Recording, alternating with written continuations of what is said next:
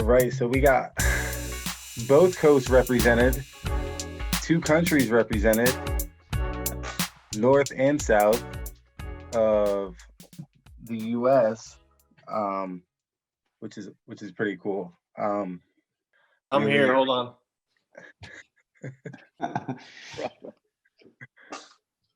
It's so sad, Robert, to see all your shelves empty, man. I'm gonna buy some of his pairs on this call. Oh my goodness! Same size. I'm setting up my stuff. Hold on. I need to get a charger. Robert's just lucky I'm not a 12, or he doesn't have any 12s. No 12. I got 11 and a half though. I know I can't do that. All right, so I had to get some heavy hitters to break down this first half of the year with me, and just kind of talk about sneakers in general, sneaker releases, sneaker brands, sneaker silhouettes, bots, resellers, and the other crappy stuff that happened as well. This is actually the second chat.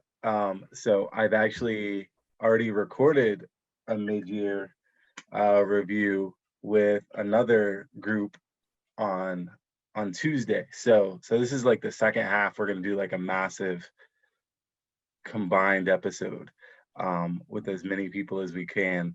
So I appreciate you all jumping on today. I was really surprised that I got everybody. Usually I send out an invite to like 6 or 7 people and I get like 2 or 3 declines. So it's like, all right, that's fine. So I was super happy that like everybody jumped on, but I wasn't expecting it. But we're gonna roll through it. I would just ask, obviously there's a couple extra people on this time, so let's try to be really mindful of time, and then also just really think about going in turn so that we're not like talking over each other, because I know it can get kind of crazy. But I'll try to break it up so that everybody gets a chance to talk, and we'll do some things in order, so no worries that way.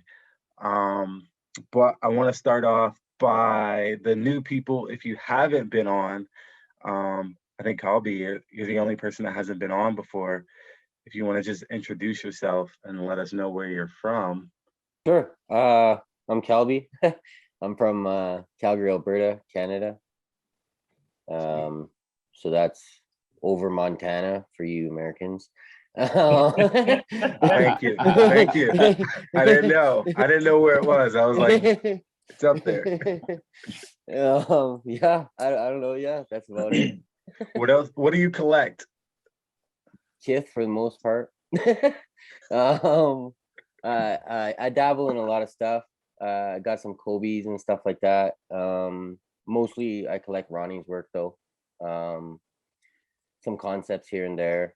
I used to do a bunch of Saucony, not anymore. So mostly just New Balance, Asics, and then whatever else Ronnie decides to put out. So we got an interesting perspective from you, and we'll jump into Ronnie a little bit later when we talk about like people this year. But now that I think we're all pretty familiar with everybody else, right? So we could jump right into brands. So I don't know James obviously- Williams, and I don't know Malia. Oh, heads ain't ready. Yeah, James is James B. Will. I know he had to run and do something real quick with his daughter. He is in just outside of Toronto. And John, you can sort of speak for yourself. Yeah, I'm in Toronto. Heads ain't ready on Instagram, Robert. Oh, Might perfect. remember me from there. Yeah, been on a couple times. Happy to be back. And John, what do you mostly collect?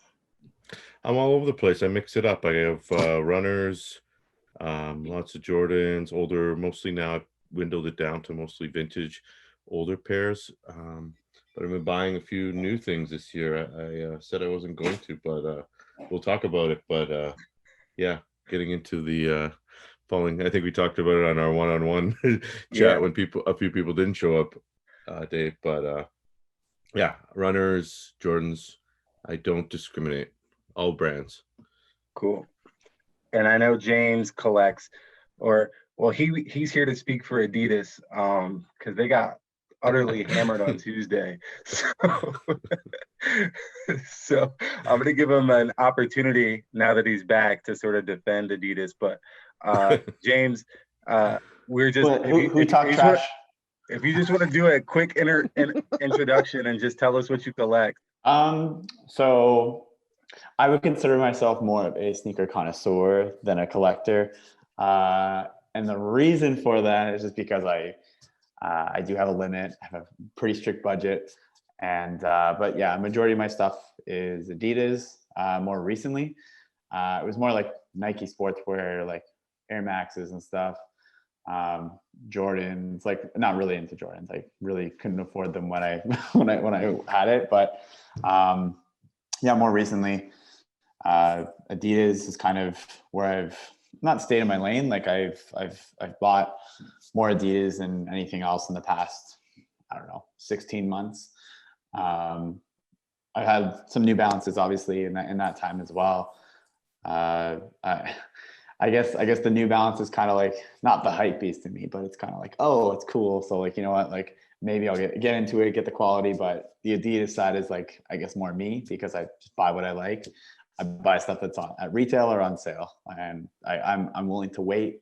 And Adidas is that. I can like something, I can wait, maybe go like, should I buy that? I'll wait. If it's meant to be, it's meant to be, and it's still there, and I go and buy it. And I'll say, like, you know, maybe like 10 years ago you could do that, right? In most cases, you're like, oh, I want that pair, unless it was a super limited release. You know, you could wait, right? You could think about it, and I still do that. There are a few times where, like, you know, like the Kith miss, like, you know, I got early release from somebody at Kith who gave me a link prior to even the early release. They gave me an invoice. I couldn't say no, so I obviously bought it at full pop at that point. The ALDs, things like that, like, you know, get an early release, I'll get it because I wanted a pair of ALD 550s, right? So I'm like, yep, I'm gonna buy it at that point. But overall, vast majority of my stuff is Adidas, mainly ZX and Ultra Boost. But yeah, cool. So I think now that we kind of have a little bit of a background on everybody, or we're more familiar, I guess, with everybody, we could jump straight into brands. So who is on top this year? What brands are really like doing it? And like, let's talk a little bit about why. We'll start closest to me, which I think is Reza. Is that you? Well, I guess I don't know where. Let's do Reza, and then we'll jump to John and then James. Brands, that's a good question. I mean, I don't follow all brands religiously. The only brand that I try to keep up with are mainly New Balance and Asics. I mean, the Nike and Jordan, same as always. Every probably week you have a release. Same thing now. Still, the focus mainly is on Dunk Low, so you see that probably twice, 3 times a week. I haven't seen much from Adidas, and excuse my lack of knowledge in Adidas, as maybe I'm not following it as much, but I haven't seen a lot of a splash, you know, around Adidas so far. I mean, New Balance has been honestly the most active if you want to talk about collaboration. Like every week there's something new, or at least they're releasing a teaser or something about a new collaboration. So I think New Balance has been really pushing it, really been active. Every year, I feel like I'm an optimist for Saucony. I'm hoping that they make a return to put something that I'd be like, oh yeah, they're back. I mean, they did a monster pack, was it, with Super 7? Yeah. That was really cool. I love the what is it, the monster, the creature of whatever lagoon. So I wanted that. And Black Lagoon, yeah. Black Lagoon, yeah. So I love that. For the first time in a long time, I bought a Saucony pair that when I got it in hand, I was like, oh damn, it's much better than the pictures. So for the first time in a long time, I was really happy with like the purchase of Saucony, which was really rare. But overall, if I want to like give like on the brands that I follow, and I want to give time to everybody else to share their opinion, for me would be New Balance, because New Balance is active, New Balance is talked about. And it's funny, I was watching NBA, was last night, and I saw a New Balance like commercial, like with like whole thing. I was like, oh, okay, so like New Balance is like really like putting all the effort, you know, into it. So just not lifestyle or runners, but like even basketball be quiet. So I'm really interested, but at the same time I hate it because whatever I like I cannot buy, because it just goes like this. I just wanted to, so for example, John was saying something that is meant to be. So those new 550, I like the purple one, New Balance. And every time I had it in my cart, something happened that I didn't pull the trigger. So I'm kind of waiting for that maybe in the future if I can get, because right now New Balance GR, everything, man, sells out like in 2 seconds. So I've been focusing mainly on going back, as I mentioned previous time we were together, trying to go back into like pre-2015 to see the pairs that I can, you know, find and get. And I'm also, as you mentioned, moved to a new city. I have a smaller space, and I have to be mindful of the space. So I'm trying to really get the stuff that I really want to have. Cool. That's for me. Yeah, like Reza said, I feel the same way. You know, Nike and Jordan, they're doing their thing. They have their recipe, and not that New Balance isn't following a completely different recipe. It's the collab, and then the GR, or sometimes the other way around. You know, they pumped out a lot of 550s, and I'm not sure which one came first, but you know, the success of the what's 5740. Do I have my numbers right? Yeah. Yeah. Thank you. You know, even I was looking at some of those, and I didn't think it was such a attractive model. And you know, things grow on you. The hype is out there. You know, whether it's your friends picking up pairs, or you just seeing it, and you're seeing these collabs. You know, what they did with smaller brands like smaller boutiques and like Bricks and Wood, like that kind of thing gives you a good vibe, you know, like that. It's like something I didn't know about this shop, and like, look at these guys. they look pretty cool. I have to admit, I don't know anything. The shoe was hype. The shoe was super nice, and there was hype around it. It's not too expensive, but you know, good quality products. I mean, people are coming around. I mean, a lot of us have already been around into the quality space, but it's nice to see that people are coming around, whether it's the grade A's or something else. But you know, you could still find good, you know, older New Balances for pretty sometimes good deals. You also have to go to the Facebook groups, maybe not on StockX, but you know, I heard you guys talking about in the Grails about the not the Hyannis, yeah, the Kennedy. the Hyannis Kennedy, and you know, the crazy prices for that have just gone bananas, and it almost is a grail now. The second one, the retro. So New Balance is definitely, but there's going a lot. The retro even is wild in terms of prices. So I got to give it to New Balance, but I also want to give it to Asics, not making any noise, but a couple nice pairs. You know, obviously the Concepts Gel Light 3. I like the Tourmaline a lot. And I think Nice Kicks did one the other week Yeah. that looked good. And just the Jelly 3s in general, the OGs, kind of a lot of the nice colorways coming out. I didn't pick up a lot of them, but you know, they're trying. I don't think they have the formula down. They should pay attention to New Balance probably, because I think they could maybe make a little noise. Obviously, maybe not the same you know, mainstream kind of demand that New Balance has seen, but yeah, the rest is sort of, I feel like just everyone else is coasting. New Balance is kind of making moves. Yeah, I wanted to just say one thing about New Balance, because like the thing that I feel with them, and don't get me wrong, I think they're making a lot of waves. They're really popular right now.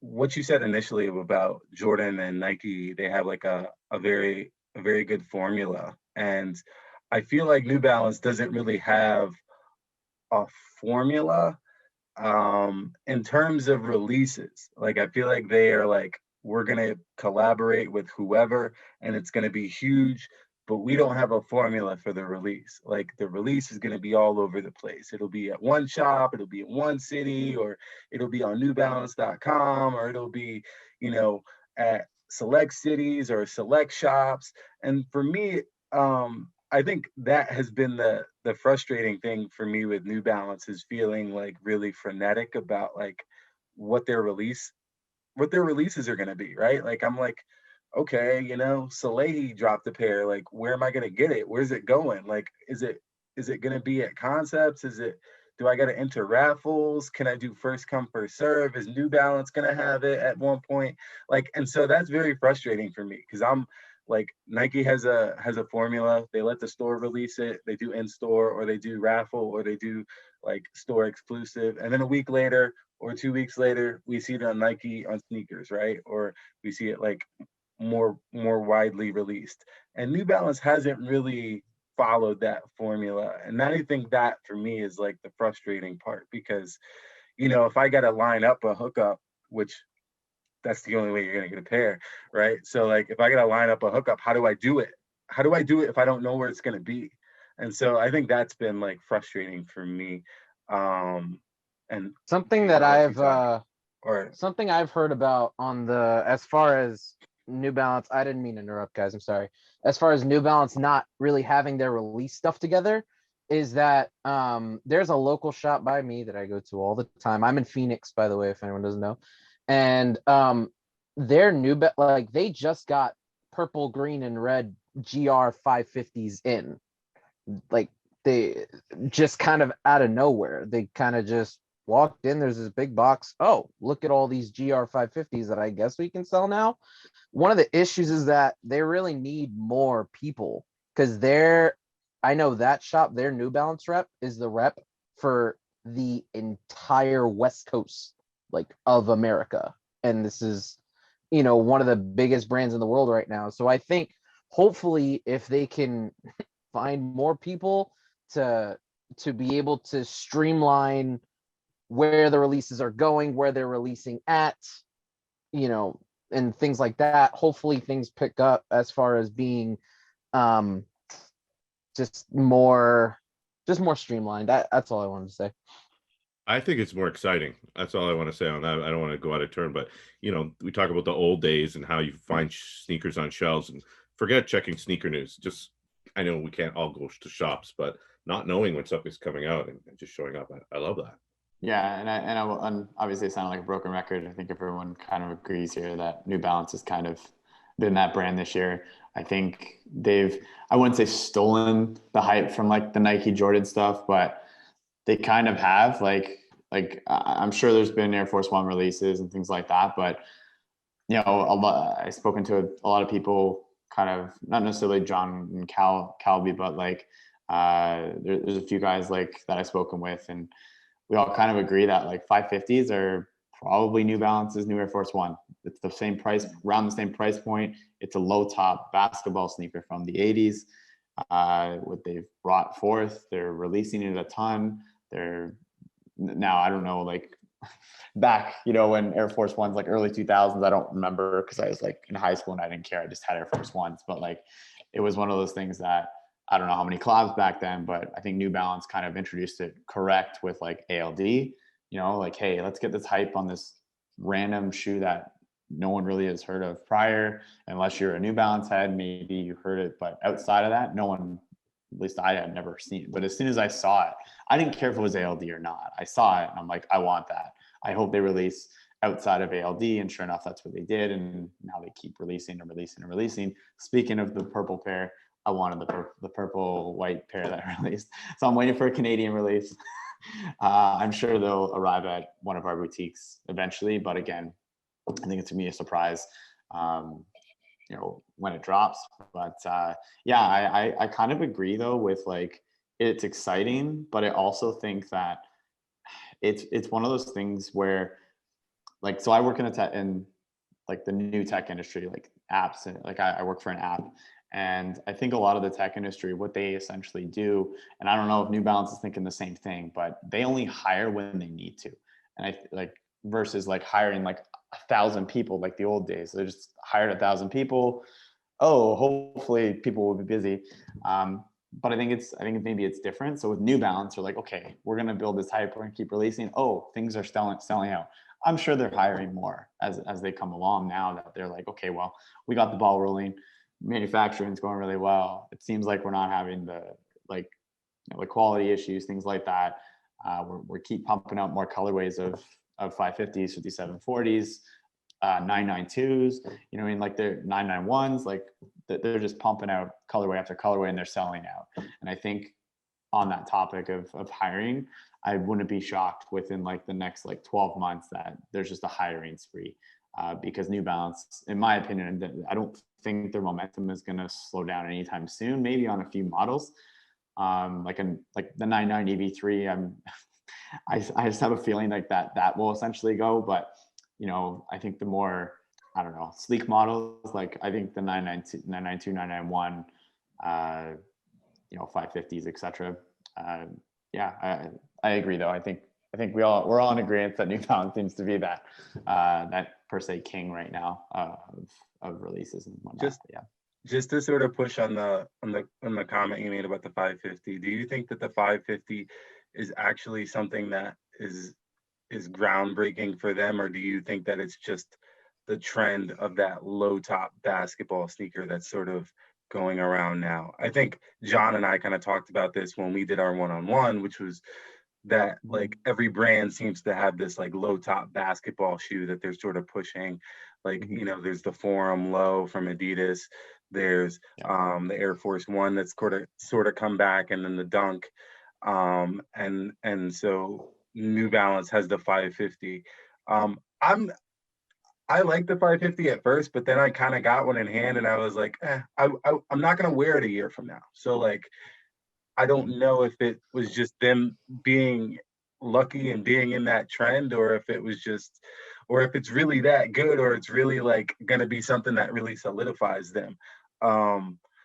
James, you can respond, or I personally, I agree. I don't think it's something that's like groundbreaking at all. I think they're just like, New Balance was like, hey, okay, what is a shoe that we know will sell, that maybe not many people have heard of? And then they like, I'm sure they're in their room and they have like Air Force, like at this time they had like Air Force Ones and like rivalries, because at the time probably Forums, they didn't realize Adidas was going to release Forums at that point, but like they're probably comparing all these 80s retro basketball shoes, and they're probably just going, oh yeah, we should release this. This looks pretty similar. You know, it's similar to, and then obviously at that point, you know, in my opinion, I love the shoe. Like I wear my LDs like at least once a week. And it's just because it's a very it's very classic, right? It goes with everything. I can wear it with jeans, I can wear it with socks, I can wear it with no-shows, I can wear it with crew socks. It's kind of like, not to go to Adidas, but it's kind of like Ultra Boost to me. Like Ultra Boosts are still that to me, because you just throw them on at the door. And I feel like a 550 is that. It's just it's a heavier shoe, but it's actually really pretty comfortable. At least I find that the insole or whatever they use is actually quite comfortable, considering that it's a brick. But yeah, that's just my opinion of it. I think it's a classic silhouette. Like at this point, I think they've done a good job at choosing that as it's like, I guess it's mainstream shoe that they decided. Yeah. Kalby, what are your thoughts? I mean, pretty much the same as everyone. New Balance is coming out, you know, doing their thing.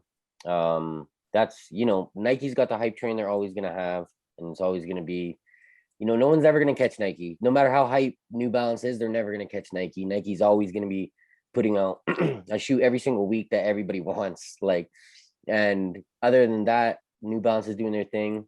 You know, I've actually been wearing a lot of Adidas lately. I'm not really an Adidas guy, but I've been busting out Adidas lately, so that's all right. But as far as it goes, I think New Balance is the people that are making moves compared to everybody else. As far as the 550 goes, I'm out of the loop. It's not my style, so I don't pay attention to it. Yeah. You know, that's like with me, even like New Balance, I haven't really been paying attention too much, because even like, what is it, the 2002R, that's not really my thing either. So I'm not paying attention. The like the 990s, the V3s, the 4.5s, all that, it's not my style either. So I'm not paying attention. 992s? 992s, they're all right, but again, no, it's not really my style. I don't really like the toe on a 992. I think they look great. I think people make them look great in pictures, But when I look at the shoe, I don't like the cliff toe. I like more of a sharp toe. Yeah. You made them look good. Hey, you made them look good, Cal. Hey, well, Come on, thanks, you man. had some pretty good shots with that 992. Well, thank you. Yeah, I mean, it's a classic shoe. I just, I like when they put out the 997S, the Fusion, that's like my jam. That's like, for me, that's my shit. Like I want more of those. Like if I would go back and hunt some down, or like I even picked up like a GR, and I don't pick up a lot of GRs, and it's not that I hate on GRs. It's just that like I don't want to be buying everything. If I start getting into GRs, then I'm going to be buying everything. So I try to get something, limited collab, and then if I miss on it, I miss on it, and we'll just wait till the next one comes. So I'm not out scrambling to buy something else. Mm-hmm. Yeah, that makes sense. Rico. I muted myself. Sorry. I mean, I just kind of feel like a bunch of stuff is just kind of stagnant. Like Nike's just kind of being regular Nike. I mean, 550s are cool, but like I don't feel a particularly special way about them. We're gonna talk about it in a little bit, but I feel like you have silhouettes with poor direction. The 990 V3, what is going on there? I don't understand why. I mean, Kalby, I don't know how you feel about the Genesis, but I just feel like if Kith couldn't get this shoe right, like what's really going to, you know what I mean? So there's been some really cool stuff. One of the sneakers of the year for me is the Doors to the World Saucony Shadow 6000. That shoe is awesome. Asics has I do like the tourmalines, like John mentioned. I'm not crazy about the Concepts pair because Obscure Sneakers already did a fish type collab with a shoe, but that's another story. And then I mean, it's just kind of just been a mixed bag of stuff. Like I think the Asics with the Sivas Descalzo pair, I don't know if that's how you pronounce it or not. That pair looks awesome. That pair looks really, really special. Looks really unique. It's all sustainable too. Yeah. How about that? Cool. We're saving the pretty planet cool, yeah. one Asics cop at a time. And Yeezys have been Yeezys. I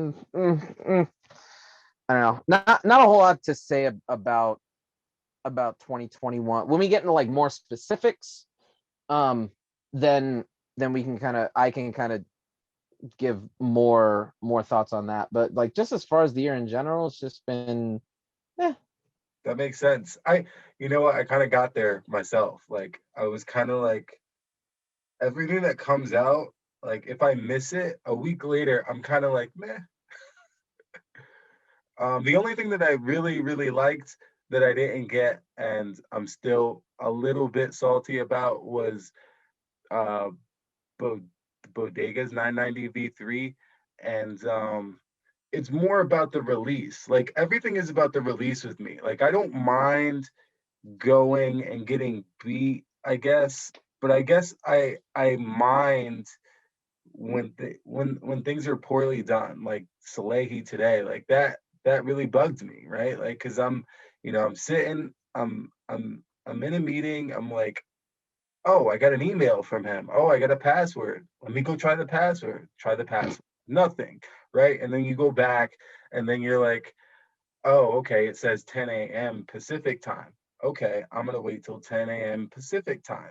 So obviously go back to my meeting, and then I see like the chat blows up, and people are like, what? They sold out, and it's not even like quarter of. And I'm like, this is ridiculous. And then it's like, oh, well, we messed up and we just like decided to release early. Like, don't do that. You know what I mean? So I don't like, and this is what I mean, John, about like the whole like frantic, like I feel like there's no like rhyme or reason. Like I'm naked had a release today at like 6 o'clock or something, and I was on the computer for that. And then their site went down right when they released. And it was like, when it came back up, they only had like 4 sizes and they were all sold out in like a minute. And it's like, come on, like, you know what I mean? Like, you guys got to be better prepared for things like this. Like, I don't want to have to, like, getting on and having it sold out is one thing, like having it like sell out like within a short period of time, but just the sort of like you didn't plan or the logistics of it kind of dropped off. And I know Rico, we kind of talked about it earlier with Todd Snyder. And that was like, for me, that was a whole different thing because it was just like, there's no hype around Todd Snyder. Like there wasn't. And so like for that to come out of nowhere was like, oh, well, you know, I didn't expect him to be prepared for that. But Salehi has had a prior release. We already know what to expect. Like everybody should be prepared. Everyone should be like, you know, had their shit together. And they didn't. So like what the hell? But Robert, I know you're gonna have a field day. So let's go. I'm gonna have a field day. Why? You love Bodega, man. We all know. Oh, Bodega's awesome, dude. I love it. That is the greatest shop ever. They have the biggest cargo plane. Actually, I did score the bodegas, not for myself, but for a friend. So Well, there you go. yeah, I just checked out on my phone, no issues whatsoever. I was actually really surprised. And then I was really surprised to get the email saying robot free since '93. And I was like, that's weird. Sorry. I was Sorry, like, you guys. get bots all the time. Yeah. They're not bots when they walk in the back door. Yeah, right. Bingo. Yeah, but I don't know if it's, you know, biased or not, but I don't really follow any other brands but New Balance. So that's the only news I do follow. So I don't know. Ruse. I mean, yeah, I follow them too, but they haven't done anything this year, really. Yeah. Except for the 420 stuff, the cannabis stuff. That was a good drop to me. New Balance's stuff, Slam Jam, and the MTA. Those are my two favorites. What about Pata? I thought you liked the Pata. Oh, hell yeah. I forgot that was this year too. That was like January. Yeah. Yeah. Those ones aren't leaving my collection. I keep getting asked, but no, those aren't leaving.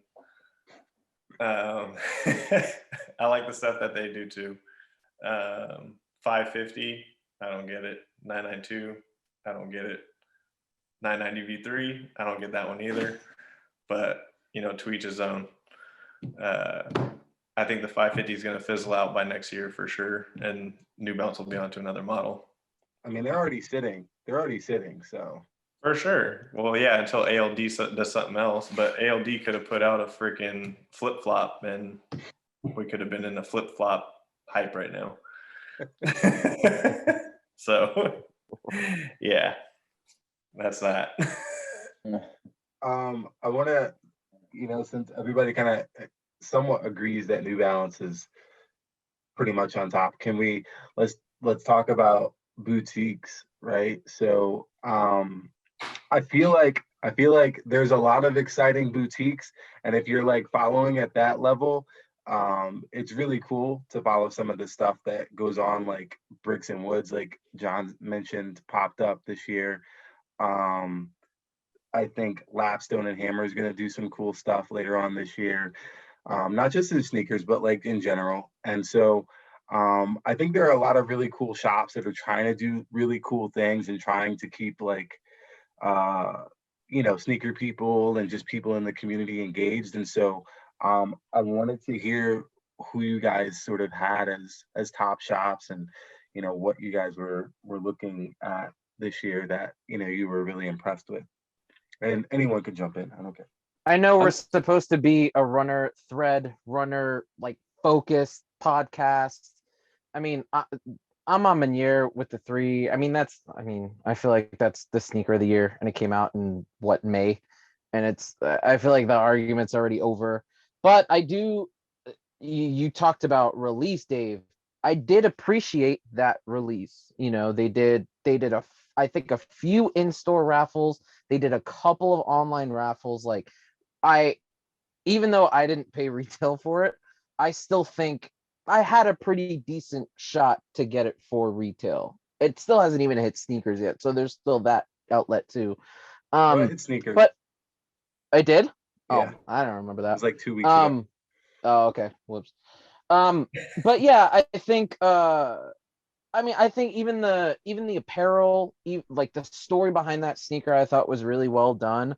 Um, that's I mean, I just wanted, not that they need it, but I just wanted to give a shout out to Ama Manier. I've enjoyed stuff they've done in the past, but this year has really been their year to kind of step up, with the concepts and the kiths of the world.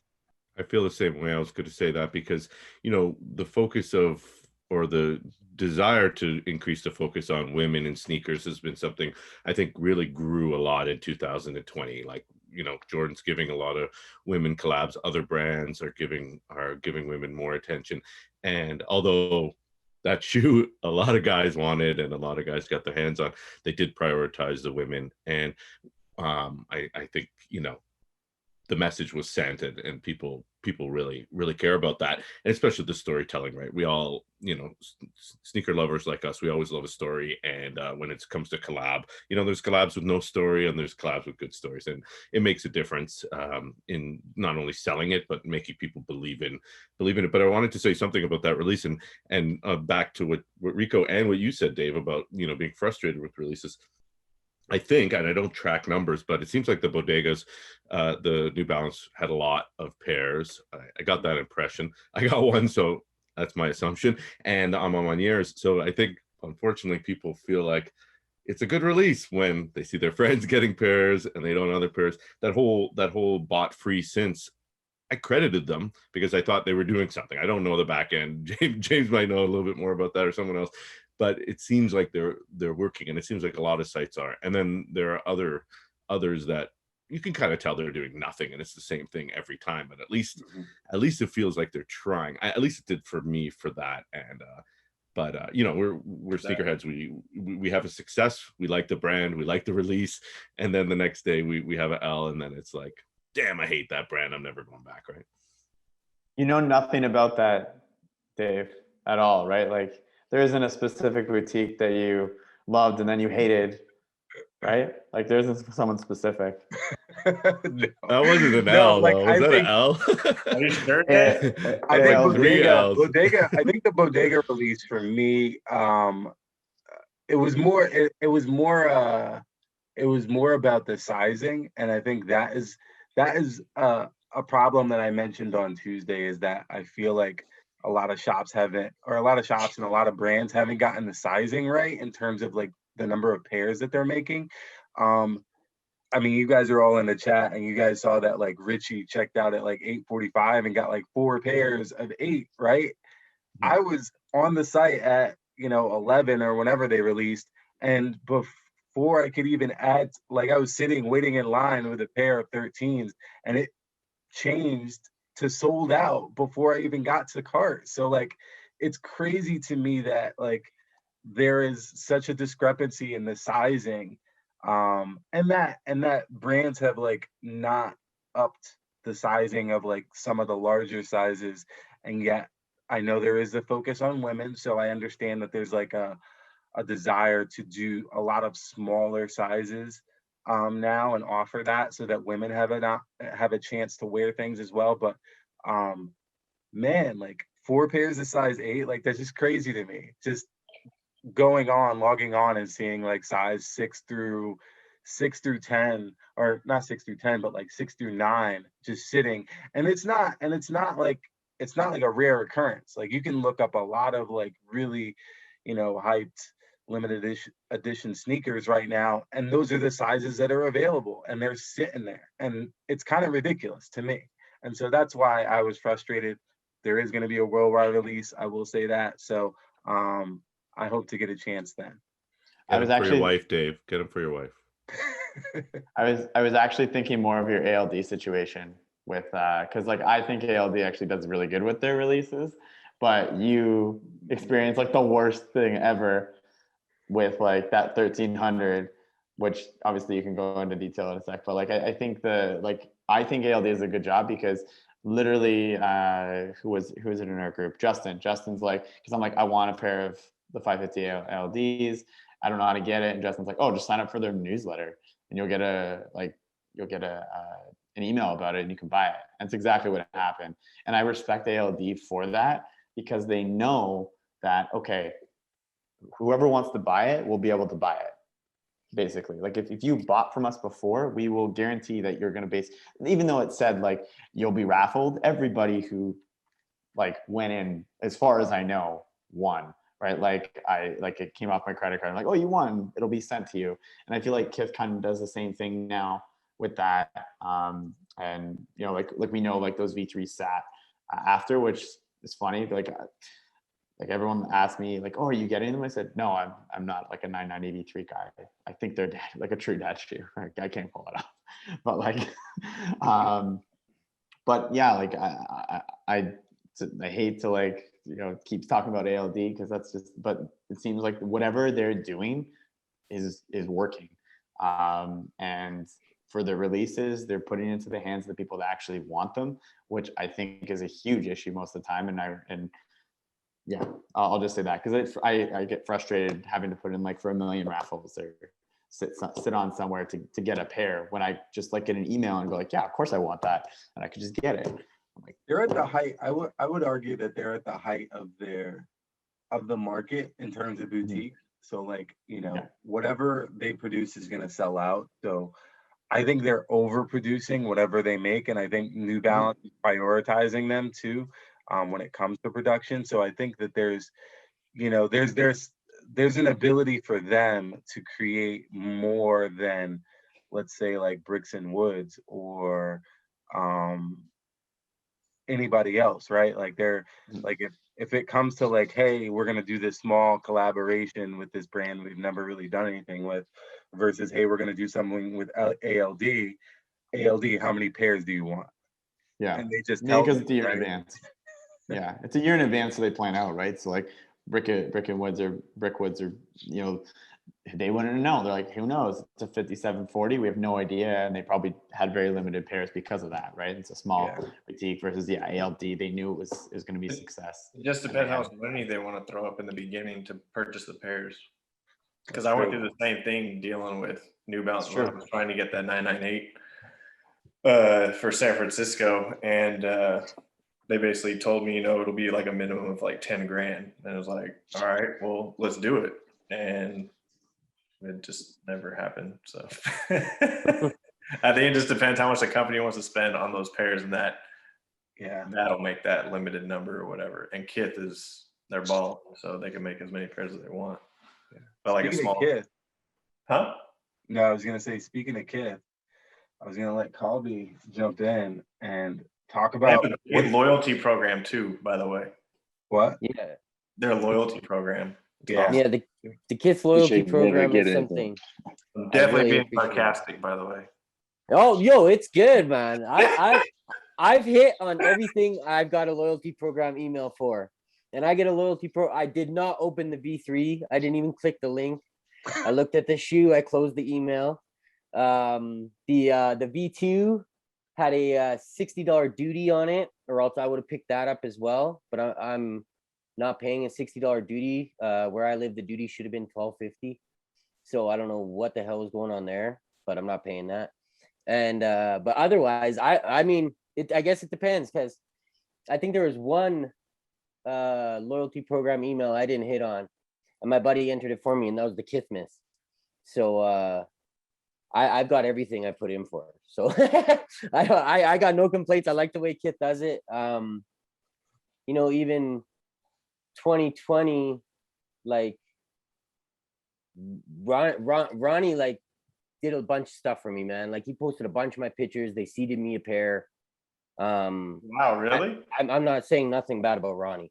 I had like 800 followers at the time. They seeded me a pair. They seeded me the GLA 3 252.1. He posted me a bunch of my pictures I took for him, like probably 6-7 pictures that year. A lot of stuff, man. I hit him up one time. So I got nothing bad to say about Kith. Kith can do whatever they want. I'm happy for life with them. they helped me out when I needed it, man. When I was sitting in my apartment by myself for a year. That's dope. Sad as hell. That helped me out a lot. So that's sick. That is awesome. Yeah. otherwise, for other places, I couldn't tell you. I didn't try anywhere this year. For releases, I've literally bought 2 pairs of Reeboks and a pair of Chuck Taylors. So Oh man. I couldn't really tell you how boutiques are doing for me personally, but yeah. Is it is doing like the loyalty program, is that the new standard? Like I feel like I think everyone should have a loyalty program, right? Like for me, like the thing, and I know when we talked about Todd Snyder early at the beginning of the year, I was pissed because like I bought from Todd Snyder, like I bought like a ton of New Balances from Todd Snyder. I'm a big fan of Todd Snyder. So to lose out on one of his shoes is like very frustrating to me, because it's like you should, other brands have already figured out like that you need to do some sort of loyalty. And, it seems very easy to look back and go, oh, David bought some New Balances. Let's give him some early access so that he appreciates us and continues to buy with us. Right. Right. So, Reza, I haven't heard from you in a minute. Like, what are your thoughts on like loyalty programs? I want to just comment on a couple of things real quick. I agree that I respect everybody's opinion, but 990 V3 is hideous. 990 V4 is hideous. 990 V5 is hideous. 990 ends at 990 V2 for me, because 990 V2 and V1 great shapes. Knife, I don't know, whatever I want to call it, like sharp, knife shape. So I like this. I respect people who love this. But the other thing that pisses me off is that, which I just gave up on that, is that if you go and everybody's like, oh, Bodega is so nice, it's 990 V3, oh my God, this is the sneaker of the year. If you disagree, everybody attacks you. They're like, oh no, you don't know anything, you're like this. So at this point, when I see people, and I see like new people, especially in New Balance Talk and Trade, that page that recently converted to New Balance from Jordans and everything, and now they're buying everything, that they can find. And you're all talking how great it is. And then I just don't want to share my opinion. I know a lot of people like 990 V5, but it's just, I just cannot rock with it, Speaking of boutiques, I really love to see another Concepts and New Balance collaboration. Yes. Yeah, I would definitely looking forward to that. I was really happy to see Nice Kicks, which is not this, I don't know if they're native in Austin, but they have a shop here to do some collaboration. They were active. They did a New Balance 992. They did the A6 for Complex Land. And by the way, 992 is still sitting in there, a couple of sizes if anyone's looking for that in their store here. And from back in Midwest, I really would love to see Premier doing another collaboration with New Balance, because that 998, I used to go to Purdue, was Purdue colorway. I loved it all through. Never had a chance to buy a pair. So that's definitely on my radar to get. And the other one is St. Alfred in Chicago. Yeah, that's also another boutique that I would like to see they do something. And another boutique that I like is a Sneaker Politics. They're always like cool people, like go hang out with them. And they have an A6 collaboration coming in September. So I'm really excited, and it's going to be Velcro, like veteran. It's just kind of, the theme is really interesting. So I'm really excited to see what they do. And when it comes to New Balance, I really like to see some New Balance made in UK get some love, like 1500, 577, because 577 has the best shape, honestly. You get a GR, whatever pair of 577 you get has an awesome shape. So I really want to see something happen with 998, 577, 998 was made in US, of course, 577 or 1500. That would be like a dream for me. And something that also, I know Saucony is not talking about a lot, but they had, I think, a great collaboration with, I'm sorry if I pronounced it incorrectly, it's a German boutique, Acrobic. And they had, they had an Azura that's a color. It's so, I really like it. And I saw they had a matching laces. And that's a pair that I definitely want to get my hand on. And I'm really excited because Saucony, I told you, I like the brand. But it's been just disappointment after disappointment for the past like 3-4 years. So I'm really, really happy for them to have a comeback. That being said, for loyalty, it is good. But then, you speak of Bodega, I was like blocked by them for like 3-4 months by the Instagram account. Just just because it pisses me off, man. When they say they had a Saucony collaboration, released a black pair, and they were like, "Oh, we're giving it free to the Saucony lovers." And then I go to those people who posted stories, oh, I got a free pair from Bodega. And literally, I mean, there's nothing with that, man. Do whatever you want. Respect whatever you collect as long as you like sneakers. I'm with you. The Jordans, Yeezys, I don't see a pair of runner on that, on that page. And then I'm like, so how do you determine who's a Saucony lover? Whoever just like pops to your shop and say, hey, or says hi. So that's kind of, I started to lose respect for Bodega. And then when I brought it up to them, I say, hey, just go look at these people's Instagram and you're giving things away. And as a person who just like do a little bit of data analytics stuff on my job, I really collected everything, give them percentage, which they really hated because that was a fact numbers. They couldn't like argue. So I got blocked for 4 months. So that was it for Bodega for me. Loyalty programs are good. But again, I mean, there should be, and I'm pretty sure there are algorithms like nowadays, like machine learning with all this technology, they can like go and find out what color underwear you like to wear, right? Because Facebook's like gives your data away. Every person is a row of data. They go and see, okay, he likes this. What are the chances of him going this, right? And they can predict the color you might like, the product you might like. So if they want to invest, that would be really cool because then they're using that technology to say, hey, based on your habit, this is what you would like. It might not be accurate, but it is 80% the chance you want to get this. So I want Bodega, whatever brand, Constance, whatever. They say that, hey, Reza, they have all accounts. They have Nike, they have New Balance, they have Asics. I want them to be able, that would be a dream, to say, hey, you are Asics guy from what we have. So we only send you the Asics releases. And we are not going to send all of these mass emails to everybody that are not interested in Asics, but they see a chance of reselling that product. So they're going to buy it. So even if you fall asleep, or I work in healthcare. So if I'm just have like some emergency, I cannot just like say, hey, hold on everybody, I need to go to this website and grab a pair. Nobody cares about that, So all these things that are like, this link expires in like 15 seconds. If you don't jump on your laptop, it's gone. I'm like, come on, man. I respect that you're putting an effort, but I don't have like that much of free time to sit on my computer and say, oh my God, look at the clock and see when is it going to hit 11:59 so I can go and buy this product. So I really wish that technology, and I see we have an app developer who probably knows much better about all of this than me, but you can probably get a lot of data from your buyers and cater to them. And that's going to be like, because everything, people do a lot of things for a long time. But if you can weaponize these new technologies and data in your approach to everything that have been done for 100 years, but if you do it, then people would come and be interested in it because you're doing something different than everybody else. And it is not as different at all. You can go, you're a boutique, go to your town's college, right? Do you want to do something good for community? Pay for master students, right? And say, we're going to pay this month tuition for you. You develop a program for us that we can go and do something like this. So you can just do a lot with that. You can get people involved. You can do some good for your community. And these are like a dream for me. But loyalty programs, man, I'm involved in all of them. Never hit seeded me a pair of those, the trio that they released. And that was because Theo referred me to them. Otherwise, they probably would have never noticed me, even though I post a lot of pictures on Adidas sneakers, by the way, on Instagram. So I never had luck with this loyalty program. And ALD, which I don't really care about, honestly, boutique, they are probably the one that has been kindest to me because they keep sending me stuff that I have a chance to buy. So that's me. Sorry, I went on a rant. That's my 2 cents. I dropped the mic. I'm not sure, but I believe the Kith loyalty program only follows your previous purchase. Yeah, it's correct. Yeah, that's what it's supposed to do. Yeah. Previous one purchase. There is technically like a master list, just so you're aware.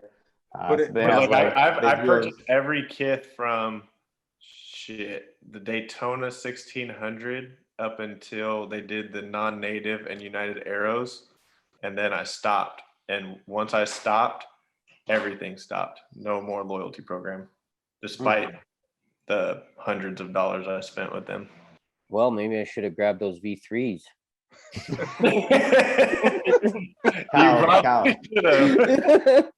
Cal, don't worry. Don't worry. I can let Andy know. Don't worry. Yeah, do it. Yeah. We had a discussion because the whole raffle, and then you have like a 10-hour window, or you have a 12-hour window. to buy something online. I like that. I mean, it's you could even pass it on to someone. You could forward the email to someone usually. So those are cool. But we had a discussion in one of our group chats about how, will this boutique that you won that raffle with know if you don't claim it, if you pass on the V3, or if you say, oh, neutral lows are sitting, I don't want them anymore, and then you're taking them from someone else essentially. And then I don't think they're sophisticated enough, or maybe some of them are, but and it sounds like Kith might be among the most sophisticated from what we're hearing here. But the idea that they're watching us, they're watching what we're doing, and we talked about it, Dave, in our one-on-one again, like, I think the market needs to slow down.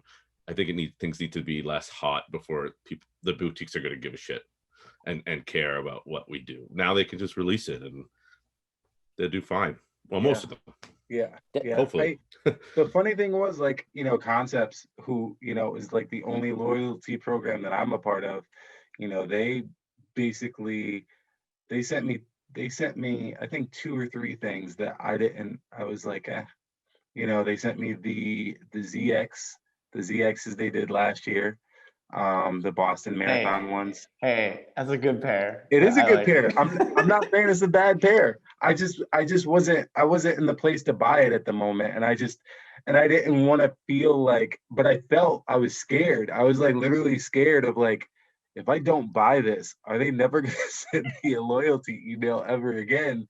And that would have like broke my heart, right? And so, like, I didn't, and luckily they sent me another one.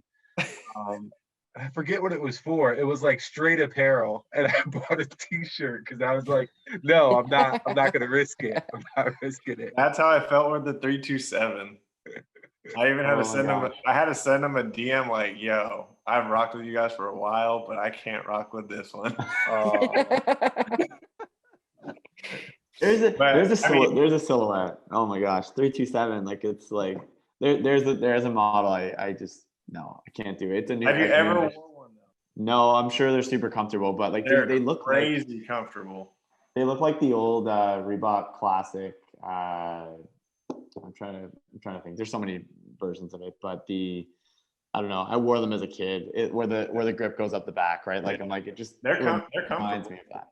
But yeah, I mean, Casablanca, they did the same thing over and over with them again, like the same pattern, different color. They have the rainbow probably coming out at the end of the 2024. Yeah. They have the same pattern, different color. I just got the Sabotage and then 1GR. Yeah, that was a pair that I would have bought the Concepts pair, because it's Concepts and, I have appreciation for them, but, I didn't get a chance to, and when it dropped, they didn't have my size, so it was whatever. But I don't know, the 327 was one of those things that I thought it was really cool at first, and I wanted to get one, and it was so hard. And then by the time that they became widely available, it was kind of like, all right, yeah, this is dead to me. Like, I don't need one. Like, I'm not into it. Like, I'm fine. Like Reza said, like, the Casablanca was the only one that kind of did anything with it. And then they just kept doing the same thing. And by I don't know, what is it, their 4th collaboration on the 327, and then they introduced the 237. I was like, yeah, okay, I'm good. I'm all right. I don't need it. The Levi's were okay. I am excited. Oh, go ahead. No, I just said the Levi's were okay. I got my wife those. I was kind of jealous. Those are cool. Yeah. And by the way, since Robert said, shout out to Mr. Sabotage, by the way. Oh, cool dude doing right. cool things. Yeah.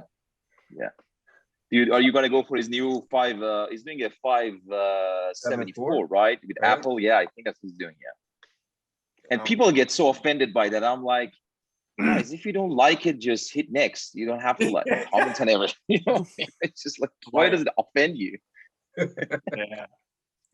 No, I'm not gonna grab it. I'm really adamant about downsizing, so I'm not really picking anything up. You got your Datsun chassis sitting behind you, right? So that's Camaro. Camaro. Oh, the Camaro. I thought you were doing the Datsun 510. I have a Datsun too. Okay. The subframe for that's on the floor. You can't see. Okay, it's on the floor. Okay.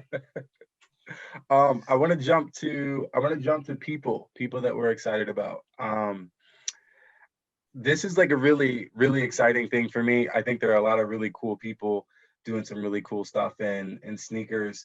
On Tuesday, people were talking about like how women have really stepped it up and really sort of, especially at Nike, I will say, that's the one place where New Balance seems to sort of not have really broken through, is like doing anything with women. But Nike really is taking over the game in terms of that. Like Alila May, Melody Asani, like they have like just constant hits. Like I don't like there's like no questioning that. So I just wanted to talk about like exciting people. And then again, I wanted to just sort of insert Jerry Lorenzo going to Adidas. Like the fruits of that we have not yet to see. So we could talk about that and how, you know, whether we think that's cool or exciting, or if it's just sort of Adidas hiring another celebrity. As long as they don't like release like a Kid Cudi like shoe. Again, no offense, Cal. I know you love Cudi, but that was an ugly ass shoe. Yo, that shoe breaks my heart every time I see it, man. It's so bad. It's so bad. So bad. I don't know what went through their head. It's like who decided on making that shoe look that way? And I'm like, you had the opportunity. It's like you pulled a Puma and like didn't like actually do anything with what you have. But yeah, I don't know. But that's another topic, the other Puma. But I'm actually like based like on the like doing more in the women's side, like, you know, Melody Sani, right? Like obviously the big one, but I will mention Puma, not like as I'm not excited as a brand, but I'm excited that they signed was it Brianna Stewart, which to a contract, and she's gonna get her own shoe by the sounds of it. So it's to be the first time since like I think Cheryl Swoops had one years ago. I can't remember, but like either way, it's good to see that, because like they're really pushing the WNBA, but it seems like Nike, who has like a vast majority of the stars signed to them, like still don't. And I don't understand why they wouldn't. It's not like they don't have the money. They don't have the power to essentially do it. Like they clearly do. But Puma was like, oh, we'll do that. And they like signed like a superstar in WNBA, and they are going to give them a shoe. And it's like, yeah, I'm just excited to see like what they do with that. Like again, Puma always lets me down. Like I love Puma basketball, but they always let me down with marketing. I don't understand. I think the sneak this like you know, I think Rico. I think did you speak about it, right? You spoke about like how Puma is always like, it's like they're so close, and then they just let it down. Maybe Greg spoke about it a couple of The best, what Greg said about that is that, you know, I mean, and this holds true for other brands too. I mean, you see a Puma, you're like, oh, this is fire. I'm gonna go look on their website, and it's just a page full of fire sneakers. And what Greg's point was is that why don't we know about it? Why don't they like, where's their marketing team? What are they doing if all of this stuff is just sitting on? Yeah, exactly. Yeah. Well, I mean, Like, the Orange Dreamer got that J. Cole push, but J. Cole played and they didn't even talk about it. Like he was playing like amateur, like obviously, but he was still playing in it. And Puma, if I was Puma, I would have been like, hey, and like had all these like they have actually really clever like campaigns here and there, like on Instagram, that I really like. But like it's like that was your opportunity. Why didn't you like film J. Cole and like do like cuts every day of like him like passing or taking a shot or like doing something, right? Like it's just like you could have done so much with that shoe. Like it's a good looking shoe. Me personally, I know you have a pair, Rico, and it's like I played in them this weekend. They're pretty good.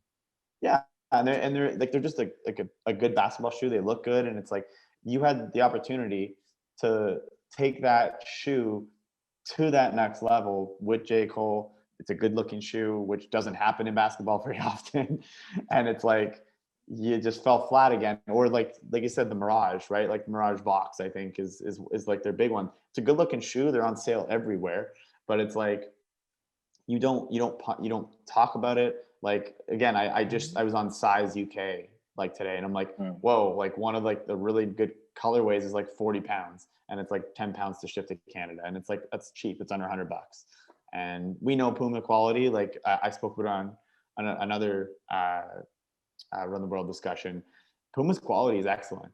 Like like no one talks about Puma's quality because no one talks about Puma, but like on a GR, like at least from a basketball shoe standpoint, they're great. The quality is excellent. Their materials are pretty decent for what it is.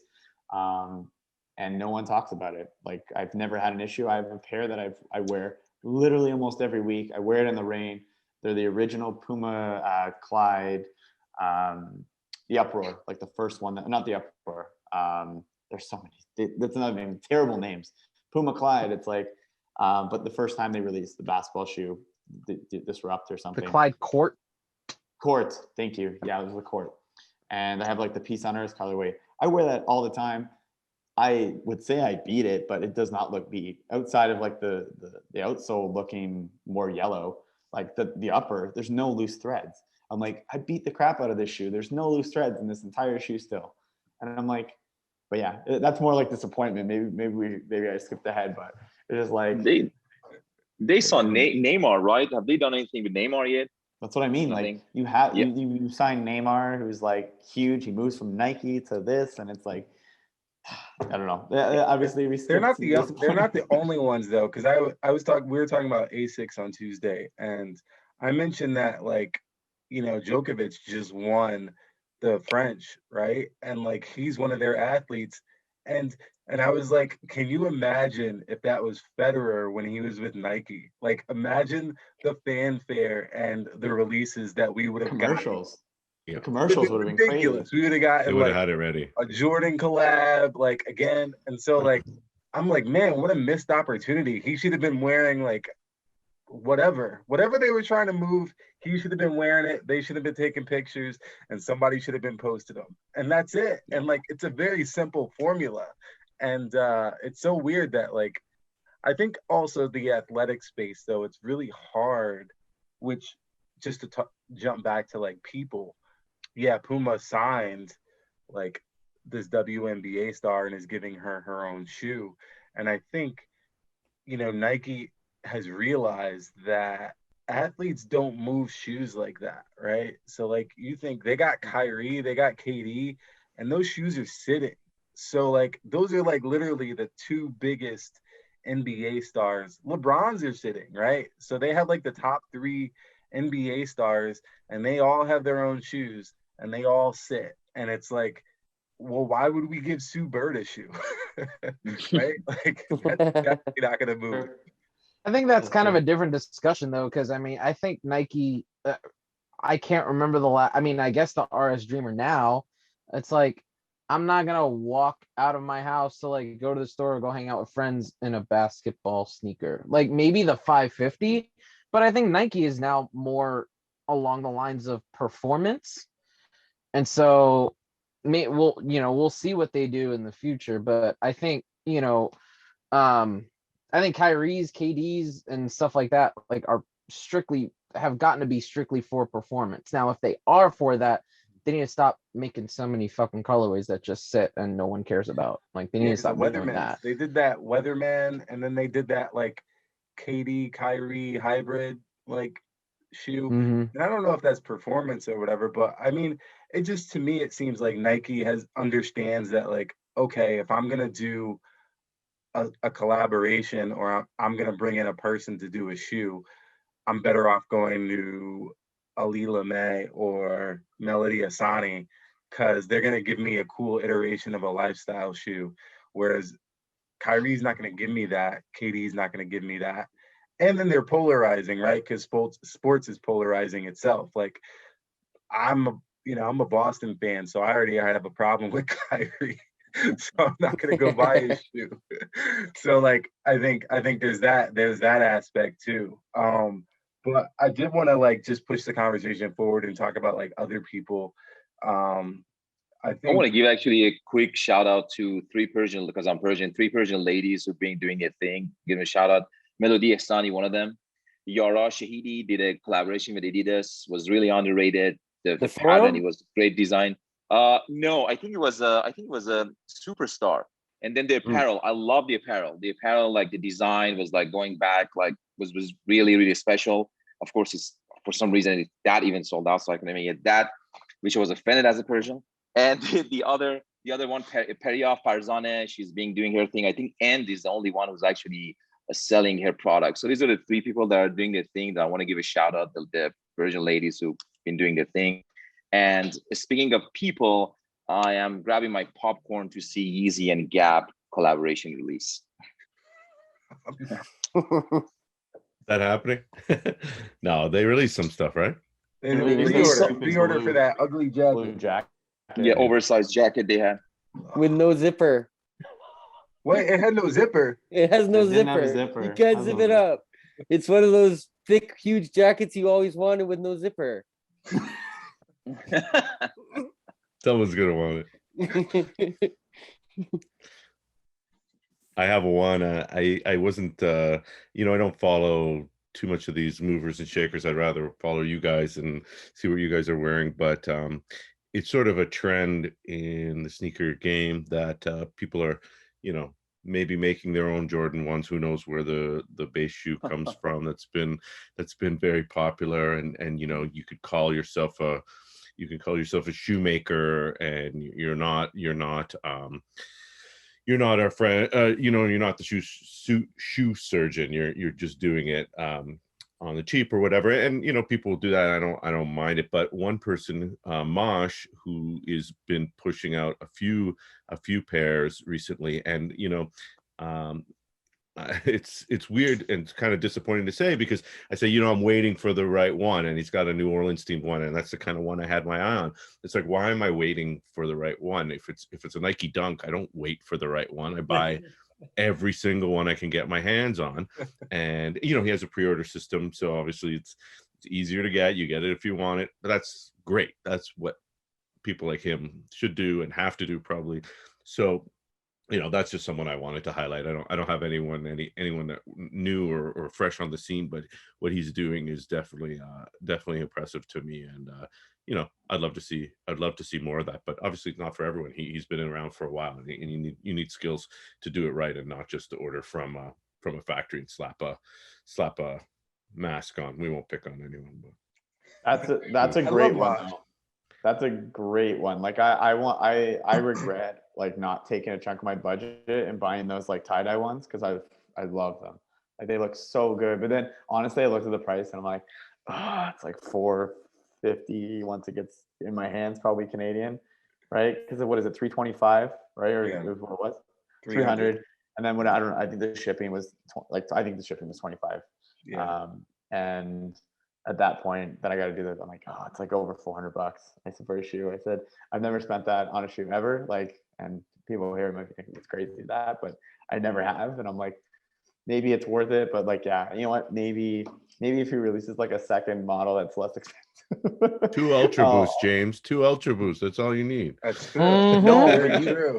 no, Kidding. you know, I I know wait you till they don't go buy on full sale. price. Yeah, right. No, Let's pull I- up the group no. chat, James. I got proof. You don't only buy on Yes. sale. No. I don't only buy on sale.